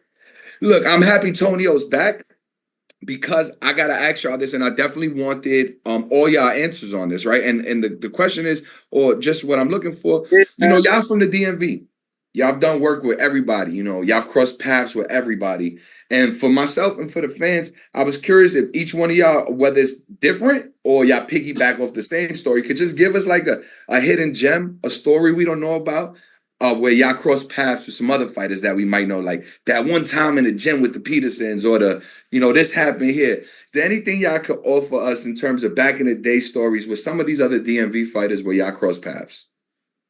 A sparring match, a fight. Yeah, man, back in the day, in the DMV, we used to, all of the gyms, we would all come together. You know what I'm saying? Like you say, the Petersons and stuff like that. We would all come together. Yeah. And we would spar. Huh? Who was that? Sonio? I thought I heard him say something. But yeah, all the gyms, we'd come together and we'd go to Sugar Ray Leonard's gym out Palmer Pop. Everybody with all the gyms would come together to get ready for like the silver gloves or the silver gloves or shit. That was my shit back in the day. Everybody was rumbling. You know what I'm saying? You had Lamar Peterson, Anthony Peterson, Keon Davis, he's not here with us no more. Harold Parker, who used to compete. We had a rack of little guys that was in the area that was all right. Nato, Steve. Yeah, Nato, Steve. Hey, we had a couple little dudes. Who? Ian. Oh, yeah, my man Ian Thomas. You know what I'm saying? Yeah, we had a couple good guys, man, all around. We used to spar. Everybody was coming together and spar. We had the gym wars in that joint. It was mean, too. That was that bump. Take me through one of them. What's a gym war with somebody? We'd be like, oh, shit, Gary got it in with that guy. What happened? Like, what's one you could talk about? See, I can't really give you that because these joints, I be beating people asses and I don't really want to be. You know what I'm saying? I ain't the guy that's going to really shoot a motherfucker down unless it's, you know what I'm saying? So I can't really give you that one. Maybe Tonio got some jokes for you. I'm gonna go to Tonio next. Let me reframe the question for you this way. Is there anybody in them gym wars that you beat without saying their name that got a strap today? That's a top prospect today. Can you say that? Is there anybody that you gave a whooping without saying a name that might have a strap or be in contention for one today? That's walking out there knowing Gary Russell don't whoop me one time. Fuck yeah. Yeah. Fuck yeah. Fuck yeah. Hey, I ain't have to think about that one. Hell yeah. What'd you say, bro? Choice, but to be honest. Yeah, belt to asses.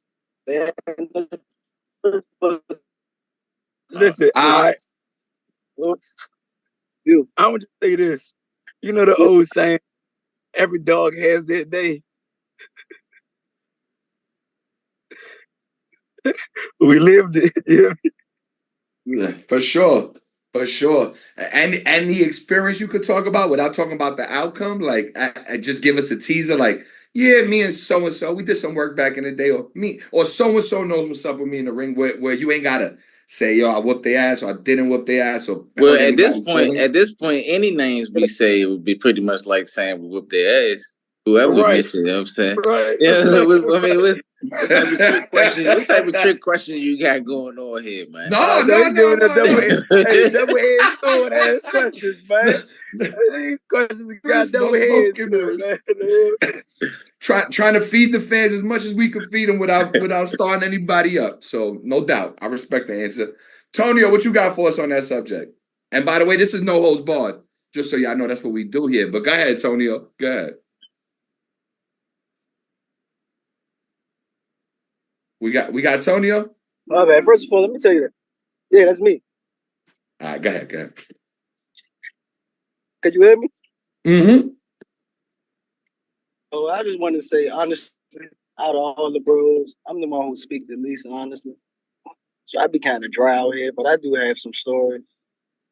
Like I got a few stories. But one joint that I like to share is this story with me and Tank, right? We was in the Golden Gloves together. And he must have already known he was about to go pro after this tournament. So he was like, man, shit, I'm about to fight this one guy. He was like, man, I don't want to fight this dude, bro. I'm like, why? He gave me his reason was now. So I'm like, that's it? I'm like, bro, you better go ahead and cook this dude. He was like, nah, I'm going to cook him. He said, all right. So I'm helping him in his room, getting his weight and everything, cut the shower on and all that. I don't know what happened. I went to sleep. But when I woke up, I went to go take a piss, and I stepped in water. When I went in the bathroom, Tank was asleep on the damn toilet, still sweating and everything, and I woke him up. He let the tub overflow. And it like messed up my phone, stuff, my clothes, stuff. I was like, hey, Tank, yeah. Hey, bro, you got to make this weight, and you got to win now. You got to make this weight, and you got to win now. And he like, I was like, you know what, all right. And he went on to win the tournament. The next day he won. So I know he remember that.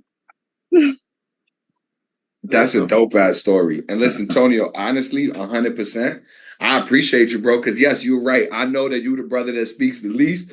So we appreciate you giving us that gem on No Holds Barred. That's tight. It leads me to just a different question for any of y'all. And I'll start with you, Tonio. When you think about times like that, right?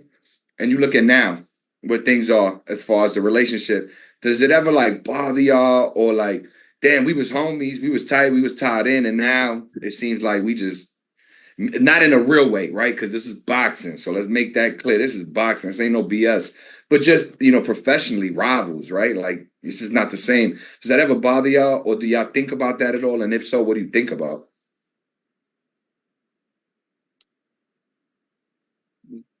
I mean, it don't, shit. That shit don't really, nah. Repeat the question again. I'm not really. It's even like this. We lost Tonio. We'll wait for him to come back. But the question was basically, like it sounded like Tonio and maybe it was different levels of relationship because y'all all three different, ages, right? Right. But and maybe we clarify that part of it. But for Tonio, it sounded like him and Tank. Listen, you're not cutting on the shower and helping somebody make weight that you're not really fucking with, right? So they had some relationship. No, yeah, you have. Or maybe you are. Go ahead. Let me get it. Sorry to interrupt. Go ahead. Go ahead, Tio. No, honestly, me and Tank, we was always cool, coming up. We all grew up around each other. We come out of the same stable, honestly. And actually, at that tournament, they actually told me, because they knew how aggressive I was. And I ain't really like people. They was like, look, Tonio, we know how you are. So pick who you want the room with. Who do you want your roomie to be? And I made it Tank. I made it Tank. It was honestly, he was the only one I was familiar with and that I was cool with. Outside of it, like I remember after the fights and stuff, how we used to go on the side of the building, bust backflips, run up the wall and do backflips and all that stuff with him. Little Diddy Ramon, little Anthony, like Coach Calvin, his kids, like all of them. Like I remember all of them stories and all of the time, and I cherish all of them. So to see him where he is now, I'm actually proud of. I like to see him. I like to see everybody from the stable that I came from or that I shared the ring with win. Unfortunately, it ain't one of them sports that it can work out that way. But so for him to be at the top of his career right now, I like it. Cool with it. No. Right, definitely. Mm-hmm. Definitely. We never been on no hate and stuff. That the hell we got hate for? Yes. So like you said, we had different relations. No. You good, Gary? We could my fault, Twan. You good? We could mute Tonio on the back end so we don't get that feedback. I got you. Mute his ass. Nah, but Tonio, for sure. I just want to say again, thank you. That's a hell of a story that a lot of fans probably wouldn't have known if we wouldn't have had you on here today. So that's dope. But keep going, Twan. What you were saying? No, like you were saying, we got different relations. with the people that we bump shoulders with, rub shoulders with, or however you want to put it. But the boxing world is a small world. Everybody know everybody. So like he said, like my brother said, we all came up from the same stable. I'm not guinea pigging off of what he said, but a lot of these guys know how we conduct ourselves, and we know how they conduct themselves. Yeah, we got some stories. Some stories is not meant to be told. If some things get just thrown out there, just know that we can check that situation real quick. We never been no petty type of people or guys or no clout chasing guys. We've been trying our best to be just some stand up, straight up and down, solid guys. Mm-hmm. And we always been way through and through. So if you got some other fighters that's in this boxing world saying, "Oh man, the Russell they this," or "Girl, he did," come on, man. You trying to be on the forefront of attention at this point. Mm-hmm. Anything we spoke on was matter of fact. This shit ain't no shit we brought out our ass and just threw out there just to be some clout chasers or nothing. Oh man. Lived it, that's what happened. Facts.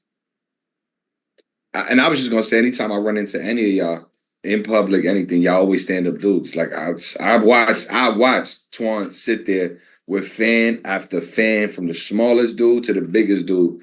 Forever. I watched Gary move through the hotel. Tony's a little bit more low key. You gotta catch Tony when you catch him. But even when Tony moving through, he moving through humble. Y'all ain't never walking through there like y'all big time, or y'all too big, no big U's, no little, or what is it? What they say? No big U's, no little I's, right? Pretty humble. So facts. What you was gonna say, Gary? What's your thoughts on this whole thing? Because again, y'all got different age groups. So I guess my question was just around the fact that, like, it's crazy because you could grow up with somebody and y'all in a very unique situation. You're not just growing up with somebody, y'all elevating professionally at the same time in a sport that pits you against one another. So what's that like for you, watching your little brothers be cool with this cat who's obviously younger than you? I mean, around the same time, and now I fight him. How's that like? I mean, that's cool. I mean, I would have fought some of the people that I consider as friends. You know what I'm saying? This ain't one of those type of sports.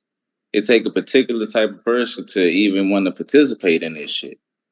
You know what I'm saying? To even participate in the sport of boxing, it takes a certain type of person to even want to do this shit. So I mean, I feel pretty much the same as my younger brothers. You know what I'm saying? Some people do take it get a little more offended than others. I don't. You know what I'm saying? I don't get offended if somebody say something slick or something smart out of their mouth. To me, I feel as though that's just them being confident in their skill set, and they want to prove, you know what I'm saying? They want to test it out against mines or whoever the other person is that they're talking about. That's what you do in this sport. You know what I'm saying? So for people to take it and turn it and personalize it, I think it makes them make me look at them as a little sensitive. Right. You know what I'm saying? Got you. I have two more questions for y'all, and I appreciate all y'all time this afternoon. So you just talked about something. You said, look, I don't fought friends before, right? And this is what it is. So obviously, I'm not as popular as the Russells, but just to give y'all some background on me, I'm one of stop. We try and get there. But I'm one of four brothers. I got three older brothers, right? I'm the youngest. So we go from a 12-year gap, to 7 to 4, right? Okay. And I gotta ask y'all probably gonna smell where I'm going with this once I lay it out. But I done fought all my brothers, and I don't got no jab, no footwork, no 1-2. What's it like in the Russell household when you got y'all three from 36 to 28 growing up? Was there scraps? Give the fans something. Like, how did that work out, bro? I know y'all just didn't kumbaya all the time. I mean, nah. So we naturally listen. We naturally aggressive individuals, man. But shit, every household, our household, just like every other household, people have disagreements. You know what I'm saying, and stuff like that. I think what stood out the most with us was the dynamic that my father created. You know what I'm saying? Is this a thing of concept of order? You know what I'm saying? It might be something that my father might say that I probably disagree with, but that's my motherfucking father. So because it's pops, all right, Pops, you know what? I don't agree with that shit. All right. We're going to agree to disagree on this shit. You got it, Pops. You know what I'm saying? This is the concept of order, and that was something that we was brought up on real heavy, honor and integrity, so even when we clash amongst each other or shit like that, you know what I'm saying? We men at the end of the day, but I think the honor, the integrity, and the whole concept of order thing is what keeps everything the way that it's supposed to be. You know what I'm saying? Sometimes motherfuckers might get out of whack every once in a while, but shit, we humans just like everybody else. But I think the morals and principles for what we stand for is what keeps things together the way that it does. You know what I'm saying? Now, don't get us wrong. Motherfucker get mad and want to go to the gym and strap the fuck up. We're going to go to the gym and strap the fuck up. You know what I'm saying? But amongst in our shit, you know what I'm saying? It was always a concept of order. You know what I'm saying? That kept the dynamics of things situated down. Nah, for sure. And trust me, y'all 3 grown men. So I know y'all have no problem working on anything today. But when you kids and y'all fighting over the PlayStation remote, what we do, we put the gloves on and we go in the backyard, best of 3 round. How we handle that? If we hustle brothers. Sometimes it'll jump off like that. You know what I'm saying? It was an age gap. You know what I'm saying? It's an age gap between. Was you a bully? Was you a big brother bully though, Gary? Was you out there? You gotta talk to you gotta ask my little brothers that. I mean, all right, Antonio, give it to me. What was it like? You asking the wrong person. No, I ain't never speaking on certain things. I ain't gonna say he wasn't no bully. He wasn't no bully. You know what? What the fuck am I saying? I was with the motherfucker most of the time. Nah, he wasn't a bully. Hey, we had no bullies in our family. We had no bullies in our family. Wasn't nobody bullied. For one, where everybody was just too aggressive to get bullied anyway. It wasn't no bullying going on. If anything, we was doing a lot of bad stuff together. The ones that was at the age range in which they could do it.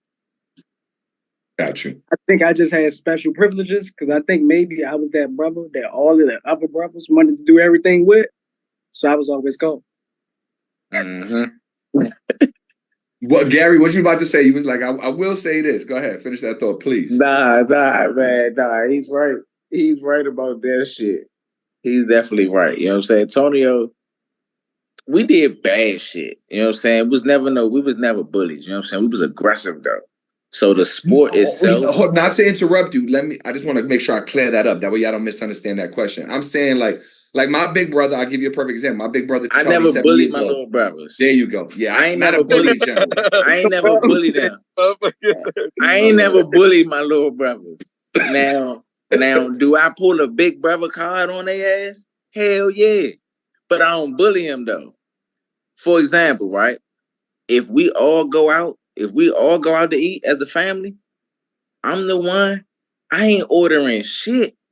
I'm gonna let all my little brothers get what they get, and I'm gonna just go get my own plate and just go around on everybody's plate and get something off everybody's shit. I'm good now. You know what I'm saying? So I do some shit. I do shit like that. But nah, it was never no bullying, man. They're my motherfucking dogs. If anything, I'm trying to look out for them, make sure they good. Fuck that. Respect. Twan, what's your perspective? Let's hear the Twan perspective. Go ahead. I said those are older brother privileges. That's it. A lot of stuff. It's moral fiber that's back behind it, and it just teaches a level of humility. Like you said, we backed off of just honor, integrity, and stuff like that, especially when it's coming down to the brothers. But it can be boiled and chopped up as constructive criticism too. It's a learning thing. And we lived that even when we was young. It was never no true bully going on. We was bad, but it was never no true bully going on. Facts. All right, fellas. Again, before I ask this last question, I just want to thank y'all. I think this is a dope ass episode. I think we touched on a lot. And I can't wait to see where we go from here. I'm sure there's going to be articles written and all kinds of stuff. And that's what it's about. We in boxing to bring entertainment value to a sport that's really hard and there's talented fighters that deserve those looks. So I hope this is what comes of that. I hope y'all all get great looks from this. But before I go, I'd be remiss not to ask each of y'all what y'all dad's legacy means to y'all individually and how y'all carry it going forward. And we definitely got to do this again, fellas. We definitely got to do this again. This was dope. This is dope. Oh man, that shit means the world to me, man. I ain't gonna hold you. When I won, my father, I tell my little brothers, man, Pops, he put his life on hold just for us. You know what I'm saying? I feel like that's what a parent, you know what I'm saying, does. He stopped everything he did and dedicated everything. Matter of fact, since I'm on this topic, you know what I'm saying, I want to shout out to Leo Santa Cruz, you know what I'm saying? I know he's going through some shit with his pops. I'm sincerely sympathetic from that shit. Some things are inevitable. You know what I'm saying? Leo Santa Cruz is someone that I competed against in the amateurs, always been cool. But yeah, I just want to throw that out there, man. Leo, man, keep your head up, stay strong, stay solid. Remember the motherfucking teaching that your pops done gave you. You know what I'm saying? He's giving you, hopefully you paid attention. And you got a brother, you know what I'm saying, in the battlefield. Remember that shit. I just had to say that to Leo Santa Cruz, you know what I'm saying, about him and his pops, you know what I'm saying. His father was been working with him just like my father been working with me and my younger brothers, you know what I'm saying, since I was a little thing, you know what I'm saying. So I know the work, the effort, and the hard work that his father put in, and I know that this time right here is probably a little difficult for him because I know his father is in the best of health. So yeah, I definitely guys had to say that to my man Leo. Yeah. I'm glad you did. That's real right there. My input on my father and son bond and what his work meant to me is I'm always like they say, forever indebted. You know what I mean? And when you stop in this show until certain things is executed. That's how I feel about it. You know, like my brother said, he put his life on hold for all of us. You know? And I also want to add to that, you know what I'm saying? I like the movie The Black Panther when he went and seen his ancestors and he seen his father and he told his father, he was crying and shit. He told his father he's not ready to be without him yet. And in the movie, the father told him, he said, a parent who hasn't prepared their child for life without them is a parent who has failed you. He said, I've never failed you. You know what I'm saying? So when I think of that movie, it made me think about my pops. You know what I'm saying? It made me think about all the work, the effort, all the shit that we put into just to get to this point. You know, me now being the oldest to oversee everything that's going on with my younger brothers, we gonna push. You know what I'm saying? I was more excited when I won my title. I was more excited for my father than I was for myself. You know what I'm saying? So I can't wait for my younger brothers to become title holders, you know what I'm saying? So we can add that shit onto our repertoire as well, man, to our legacy as well. You know, just to know that this lineage is still pushing all off of our big dog, the shit that he put down and instilled into us. Man, you couldn't have said it better. You couldn't have said it better. Big fact. And it's funny. It's funny you say that. I'm about to grab something and show you. You say what? I'm about to show something that I just got. I'm about to take it to storage, bro. But I wanted to show you this too, because it's just like been tucked away, you know, and it's been something that I kept close to my heart, you know. But it's perfect aligning with what you just said. You know what I mean? And I feel like things that's worked and dedicated towards and hardly earned, you appreciate it more versus something that's just given to you. There you go. Pops, man, he really did put his life on hold for all of us. And he made sure that individually we all reached a certain level mentally, as well as just character base. You know, a lot of stuff build character. And he knew how to groom all of us. On top of that, he had to be a parent, full-fledged, all the way around. Not just our teacher as far as our profession, but he had to be a parent wholeheartedly. He had to do the whole nine, you know. So I appreciate that, and I'm always honor that. That's why I say I'm gonna be forever indebted. But 1 second. Oh no, for sure. While we wait on Antonio, did you want to share any words? I think they both summed it up, man. They know what it is. Yeah, it's a touchy situation right there. Now that shit real. No, for sure. And then we wait on Antoine. No, I appreciate y'all. I just thought that's important, bro, because like I said, look, I admire y'all. I don't come from what y'all come from. And to have a pops who, is involved and cares and then create three gentlemen like this, bro, that's emotional. And I respect it. What you got, Twan? Hit us with it. I know it looked like an article. It looked like USA Today, but I could be wrong. Blurry, go back. Yeah, it ain't dang. It ain't pulling up. I wonder if I could pull it out. I was gonna say if I could pull it up a different way. There we go. Ooh, dope. Yeah. Dope. Since 17, and it go further than this. And for those who don't know, at the time, like I said, we got two brothers. One that passed, he was playing basketball. My father, he knew how to, tap into a person and make them want to achieve more out of themselves. You know what I mean? Just get the grit out of a person. He knew how to do it. My other brother that passed, he was playing basketball. He was a basketball lover. Even then, my father was still finding a way to be a father. And he made sure that he got my brother on a basketball tip to do what's necessary to be great at his profession. My father, he ain't no basketball player. I mean, we all American. We know how to do it all now, but that's not his cup of tea. That's not where his hands is in. But he made sure that he was pushing my brother to be as best as he can in that sport. Even though you don't see him in this article, he still had hands on, making sure that he was pushing him in the right direction, making sure that he was going to be good while he's not here, when he's not here. You know what I mean? So that's why I said, gee, man, I like what you just said, because that's true. A father that has failed to what you say? How you put it down? A parent or something like that. A parent who has failed their children. A parent who hasn't taught their children or prepared their children for life without them as a parent who's failed. That's so true. Man, pops ain't fellas, bro. Ain't fellas, bro.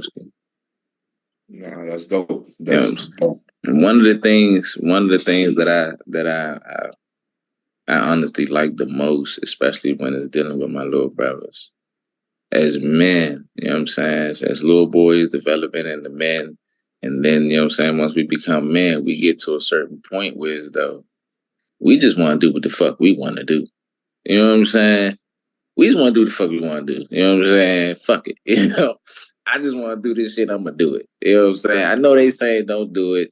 I'm about to test this shit. You know what I'm saying? Everybody go through that little phase, man, that stage.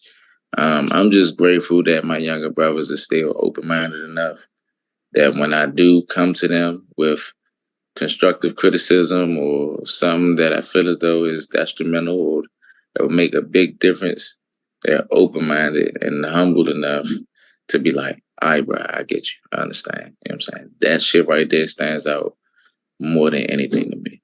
You know what I'm saying? I appreciate that more than anything. That's like gold, for real. That's like gold.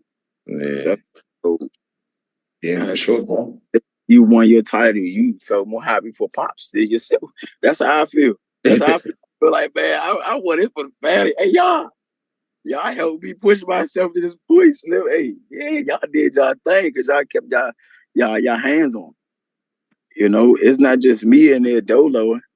I got y'all right there behind me, pushing me, keep me focused, tunneled in, all of that. You know, so a lot of that, my victories isn't like applaud, and I feel gratification from it because I did it.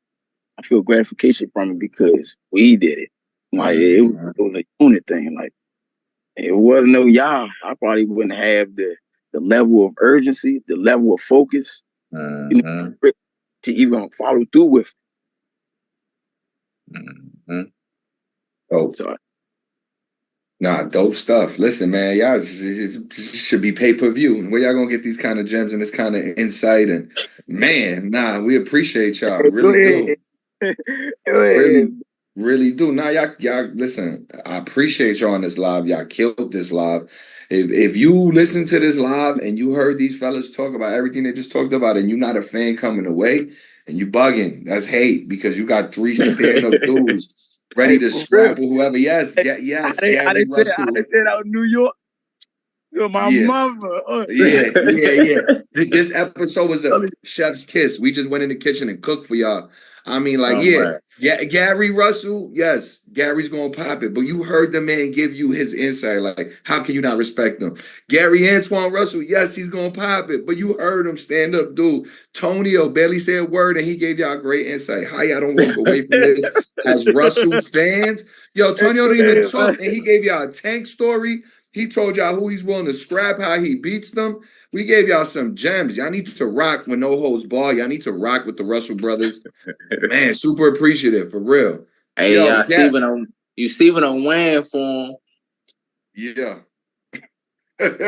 What? Hold on. What's that exactly? I said, you see what I'm wearing for him. Oh, that's the Venom? I know you see the face on that bitch. Okay. Hold on. Is that Venom, though? Or am I missing it? Nah, that ain't Venom. That's that motherfucking demon time over this bitch. That's all. Hey, it's straight demon time. We on work calls over here. Facts. Before I let y'all out of here, anything that y'all want the fans to know, where to follow y'all, socials, all that fun stuff. Man, stay tuned to my little brothers, man. They coming. They up and coming.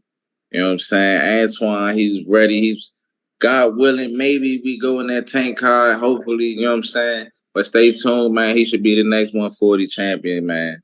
Real fucking soon, man. Most definitely. Real soon, man.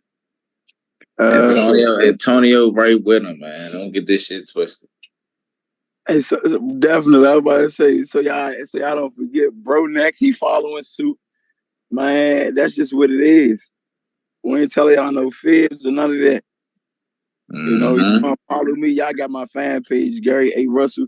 You follow me personally, Gary Russell with 5 L's, not the number 5, L. You know, so that's on IG. That's my personal.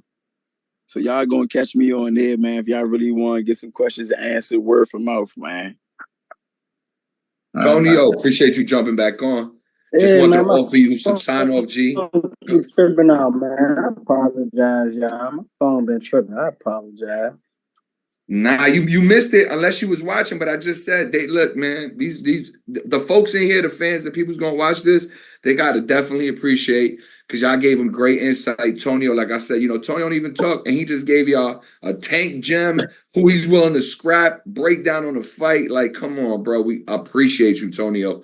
But before you get out of here, let us know anything you want us to know, where to find you, anything at all, brother. Feel free to share it. Man, y'all can find me on IG at GA_Russell. Man, stay connected. We're connected on Instagram too. That's our homie who be doing his blogging and everything. That's about it. Stay tuned for it next time we rumble. But don't be like me, man. Make sure y'all watch the fights because I don't be watching. Watch the fights. All good. All good. Well, listen, I just want to, again, thank y'all. We killed it. This was a dope-ass episode. The Russell brothers, y'all need to watch it start to finish. You can't watch this and not walk away a fan. Facts. Dope. Appreciate you. That part. Hey, and don't forget to get that graphics to me too, man. I was waiting on you. What's up? G, you know I'm under pressure trying to make sure we do this interview right. Well, so I'm lining up the next one. No, but you got my word. You got my word. When I get off this call, I'm gonna put that word out. I should have it to you by tonight, and I don't go back on my word. Just give me a little time. Hey, look, you already know we locked in, man. If we ain't fucking with you, we wouldn't be doing this shit, man. You my dog, man. Yo, y'all always show love. Tuan always show love. Tonio, it's the first time we met, but you stand up, and I appreciate you. So, and remember, man, you got the platform. You got the platform to make a difference. You got to use your platform for what you want it for. You know what I'm saying? You as well as the fans. Y'all can make a difference in what's going on in the sport. Most definitely. Most definitely. Just like how we do public service by putting on a good show in our profession, man, you can do public service with what you do with this show, man. This whole little thing, man, can make people's lives be better than what it is. I'm telling you. Nah, for sure, bro. What I aim to do is to give everybody a platform to be seen, heard, and speak their piece. And I think we did very well with that today. And we're going to keep that going forward, for sure. Nobody. Look, what just straight up facts. Would I have loved to have Devin on? Yeah, Devin, open invite. You can come.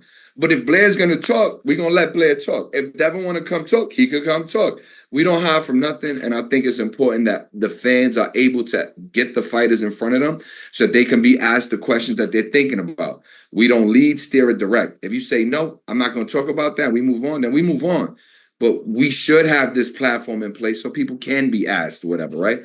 And y'all did a hell of a job with that. Yo, question for y'all. What's up? Let's do a watch party, Tank versus Roach. What y'all think about that? A what? Watch party. So we go live, Tank versus Roach fight. And we watch it.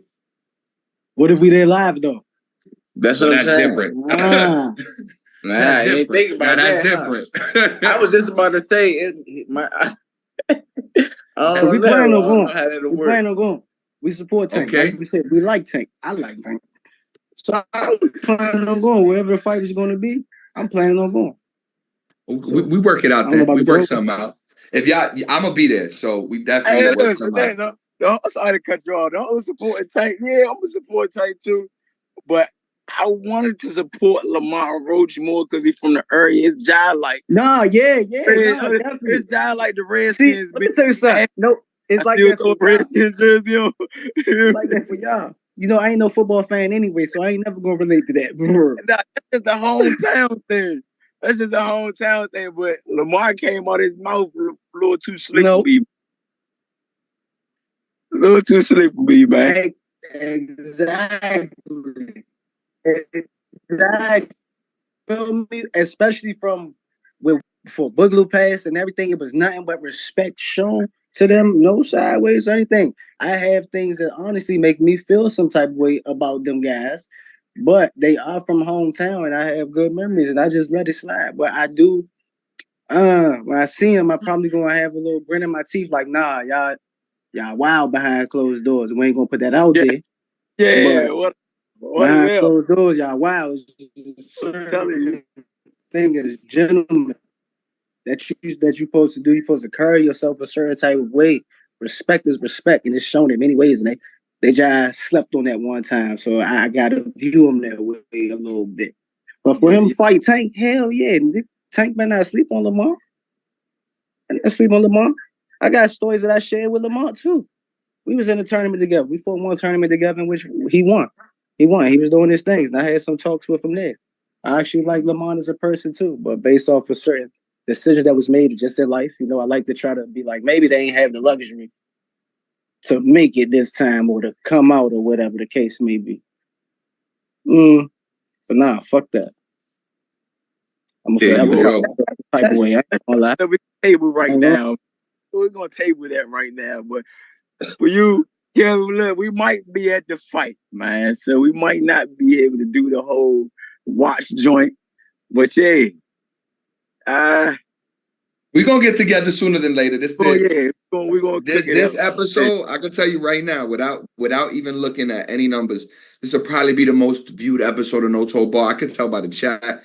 I could tell by the responses I'm getting from people. So when we get these clips back out on the internet, I'm sure the Russell brothers is gonna be making noise based on this interview. We definitely got to do this again for sure. For sure. This is dope. Too dope. Man, you know we locked in, man. Just let me know something, man. Oh, we good. Y'all want to take a couple fan questions? Go ahead, though, Gary. What you was going to say? My bad. Man, I was about to tell my little brothers, man, if ain't nobody told y'all they love y'all today, I love y'all, man. Man. On the first one? The first one, man. Man, you already know it be like that sometimes, shorty. You good, man. When you wake up in a house full of women, I hear it every day. So I like it from you too, bro. I love you. I love y'all too, bro. I love y'all too. All right, man. I wake up to women. I wake up to females in my house. So, man, it seems like the females they do $1 around me. As soon as I wake up, I'm hearing it. I love you, Dad. You like, love you too. What? Hey, but it definitely feels good. I'm glad you got a good head start on your day like that, man. But I ain't get it yet. Yeah, on my I love you. Love you too, bro. Yeah. I'm up on that. I love you. Yeah, I love y'all though. Oh, my guys. I'm not even gonna hold y'all for another minute. I appreciate y'all time. Unless y'all want to take a fan question or two. Otherwise, if y'all got to get going, I know it's about to be work time. Hey, I the want to tie bros y'all can up. take it. I'm about to slide on y'all. Nah. I'm about to fly too. I'm about to see you in a. Nah, it's cool. It's cool. You know what? You know what? Trying to look over right. No. You know what? That's good. So listen, save them questions and tune in next time. You heard? My No dog. holds barred. There's no holds barred. Appreciate y'all. Appreciate y'all. Tony, Antuanne, Gary, thank y'all. For sure. All right, y'all. I mean, damn. What else do y'all want? Like, look around. You know, check it out there on the internet. We serving it up fresh. We serving it up hot. We being consistent. I mean, no holds bar is in, it's just, you know, full throttle going forward. Episode 7. I'm just waiting on some confirmation, but I would say be on the lookout the next couple of days. You should see something really dope that we got in the pot brewing. No fly zone. I'm gonna just keep it 100 with you. Look, man, you know, come back on the next one and I'll ask for sure. They were just, you know, speaking about they pops, and I didn't want to interrupt it with that question because you could tell it meant something to them. So I didn't want to change the focus. But I do appreciate you. BT, I see you in the chat. Just waiting on that confirmation on the other side. It looks like that's what it is, but I just need that confirmation before I could tell the fans when that next episode is. But yeah, no. We definitely got another episode cooking. I mean, when I tell y'all again, only dope concepts. Look at what we've done since we started, y'all. For everybody in the chat that's rocking, that's fight fans, that's boxing fans, if y'all looking for some dope, fresh content in boxing today, come to FightHype, right? Follow me online on Instagram at the Puerto Rican Kid KG. You'll see me put up graphics for No Holds Bar. You'll see it on FightHype. You'll see the fighters share it. And that's the bat signal. Let you know, we're going to work. And like I love to say, this is the kitchen. And if you want to come watch us cook, you're always welcome. It's No Holds Bar. We've had everybody on. Danny and Carmel, episode 1. Blair Cobbs set the internet on fire. Boxing World for sure. Episode 2. Episode 3, Jamel Herring, only man to ever beat Lamont Roach. Gave y'all dope perspectives. Antonio Tava, a GOAT, living legend. Had a great sit down with him in Florida, one-on-one. We brought y'all that. The Philly special. How many dope fighters did I bring on the Philly special? Ron Peterson, a Junkyard Dog. Shout out to my man. Just because y'all don't know him, don't mean he ain't fire. 8-0, 7 KOs. 11-0, 8 KOs. Tommy Smalls. He got a fight this weekend. Make sure y'all check that out. Works right next to Boots. Johnny Different Breed Rivera, Spar Tank. 19-time national champ. That was all part of the Philly special. Greg Hackett, Damon Feldman. Shout out to my guys. And we got Blair Cobbs as the special guest at the end of that episode. Here we are, episode 6. It's the Russell brothers. So y'all could imagine where we going from here. Nothing but dope concepts. I'm looking at the chat. If y'all got anything y'all want to ask me or y'all have questions, this kid Puerto Rican. Papi, lo más puertorriqueño que tú vas a encontrar. Mi mamá y mi papá. Don't have a question. My Puerto Ricanness. You're bugging. Anybody else? You got something for me? Show some love, man. Puerto Rico catching too much smoke. Don't ever worry about if I'm Puerto Rican. All right. Born and raised in New York City. My mother and my father from Puerto Rico. Okay. That's the last fact you want to question. Let's see. Yeah, there you go. Yo, WP33. I hope you enjoyed that. And I hope you continue to rock with me because that's what I'm looking to bring y'all in boxing. I want to be able to bring y'all exactly who we want to talk to and get some really good conversation filled with substance, not just shooting the breeze like you might see in other places where, people like drinking a coffee and rolling blunts and doing interviews. I don't know. We don't do that over here. We ask good questions, okay? We ask good questions. We make sure that the fighters give you honest perspective. That's my goal. So if you like that, please, rock with us. Let me know if you need anything. I take fan questions in my DMs. So if you, and that's the Puerto Rican Kid, the Puerto Rican Kid KG on Instagram. If you have any questions or yo Kev, I see you advertising this interview as this, I will ask. So y'all follow me, I follow y'all, support. But yeah, look, if y'all need that, what part of New York City am I from? I'm from Bushwick, Brooklyn, Ridgewood, Queens. Just depends how well you know that area. You got a lot of questions, Deluxe Recordings. I got a show called No Disrespect. If you got opinions or you want to go back and forth and debate a topic respectfully, you're more than welcome. Be on the lookout for the next episode of that. Like I said, we bringing y'all all kinds of looks. No holds barred. We bring the fighters on, we catch them up, and then we talk hot topics. No disrespect. It's just me and the fans. We bring up a couple hot topics. We may have a special guest. You never know. And we go back and forth, share your opinions. I'll give y'all the floor. If y'all disagree with me, I think that makes it better. So last time we did one, I had all the homies in there. It seemed like everybody agreed with KG. That's not what I was doing it for, I promise you. And I asked and invited the chat in many times, and nobody took that offer up. So if you got a difference of opinion, I think that's what makes it dope, right? It's no disrespect. That's the name of the show. Just come on and share your opinion. So Deluxe Recording, since you interested, now I'm going to stop paying attention to you. This guy just asked me, he doubt I know who Pun is. Bruh, come on. Come better than that. You're welcome on the show. No disrespect. Let's see. What else we got? Lala D, I see you, and we are cooking something up. I don't know if I can get them both on at the same time, but you never know. But I can tell you we are cooking up with those two people you mentioned in there. So let's see. Oh yeah, WP33. I picked up. I just bugging. Who's going to be on the next interview? That's a great question, Lisa Snow. I don't want to give it away because it's not set in stone yet, but I mean it's very likely.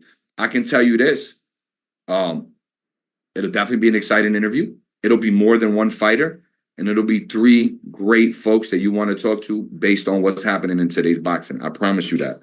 Just be on the lookout. Again, if you don't follow me on Instagram at the Puerto Rican Kid KG. I promo a lot of what's happening right there on my Instagram page. FightHype does as well on the FightHype Instagram page when we get near the date of these no holds bars, and the fighters do. They post this stuff. So if you're keeping up with me, you'll see a lot of what's about to happen. So yeah. Lock in. If you need anything, you got a question, again, you see me interviewing somebody, you want me to ask them something, let me know ahead of time because then I could fit it into my line of questioning, and then it works that way a little bit better so I don't got to hop off topic or go a different way when some of the folks are, making a good point or really starting to share or open up. So, yeah, again, we've got a bunch of segments either already happened or in the works. You have no holds bar. We bring the fighters on, we catch them up, we go over hot topics. No disrespect. That's me and the fans, one-on-one, hot topics. We go over them. No disrespect. Share your opinion. That's live on camera. You don't have to go live on the camera. You can just do the audio. But I encourage you, show your face, come be a part of the community. That don't mean we have to agree. That does not mean we have to agree. Part of the bigger issue in our society today, right? That's a whole nother topic. But we don't have to agree. We don't have to agree. We can speak about things. That's disrespect. On Instagram, I got In the Field with KG. That's me making posts about the folks that I see when I'm out and about in the world doing my thing, in this boxing world at least. And then we have one more segment for sure, possibly 2 that we're working on right now to bring y'all live on FightHype. So we definitely switching it up. We're trying to give y'all different looks and concepts and approaches to this boxing thing. We don't want y'all to get bored or feel that things are getting stale out there in the boxing world. We're here to make sure that we bring you the freshest, the newest, and the most diverse concepts possible to really put boxing on the forefront. That's what it's all about. And y'all showing up and, being a part of this is what makes it go. Just looking in the comments real quick, I still see y'all rocking. Blunt Smoke. If y'all got a question, feel free to shoot it while I'm still in here with y'all. If there's anything you want to ask me personally, I'll definitely be. Clarence McLean, for sure, bro. Definitely working. Definitely. Yeah, if y'all got anything in here, let me know. I'm just kind of looking through the comments. Oh, yeah. I've seen your question, Lisa Snow. We already addressed that. Lala D, I got you. I'll try to make it happen. We definitely have ties to both sides. Can we get them on at the same time? I don't know. That'd be interesting. Murder 15. I don't know if you're talking to me. I don't have a brother named Jim. So that's not me. Again, Clarence, thank you, bro. Appreciate you. Thank you. Yeah. If y'all got anything else, I'm just kind of looking through the comments, but if not, it's all good. We have, hold on, somebody said something up here. Hold up. I saw a good one. I think somebody was popping it. Let's see. No. All right, cool. Well, listen, if y'all don't got anything else, no other questions and nothing like that. Oh yeah. Look, I'm not even if you in the comments consistently just talking, join No Disrespect. That's coming soon. But other than that, look, this has been another dope episode of No Holds Bar. I appreciate everybody who rocked with us. I hope you enjoyed the episode. It'll be on our live tab here soon. Look out for clips coming out of this show. We touched on a lot. It was dope. I invite y'all all to go back and watch it. But this was No Holds Bar, episode number 6, the Russell Bros. Thank y'all all for rocking with me. I'm Kevin Garcia, a.k.a. the Puerto Rican KKG. This is Fight Hype. And if y'all got any type of love for me, pray for my Yankees because it's not looking good tonight. They might have the brooms out in L.A. I know. It is what it is.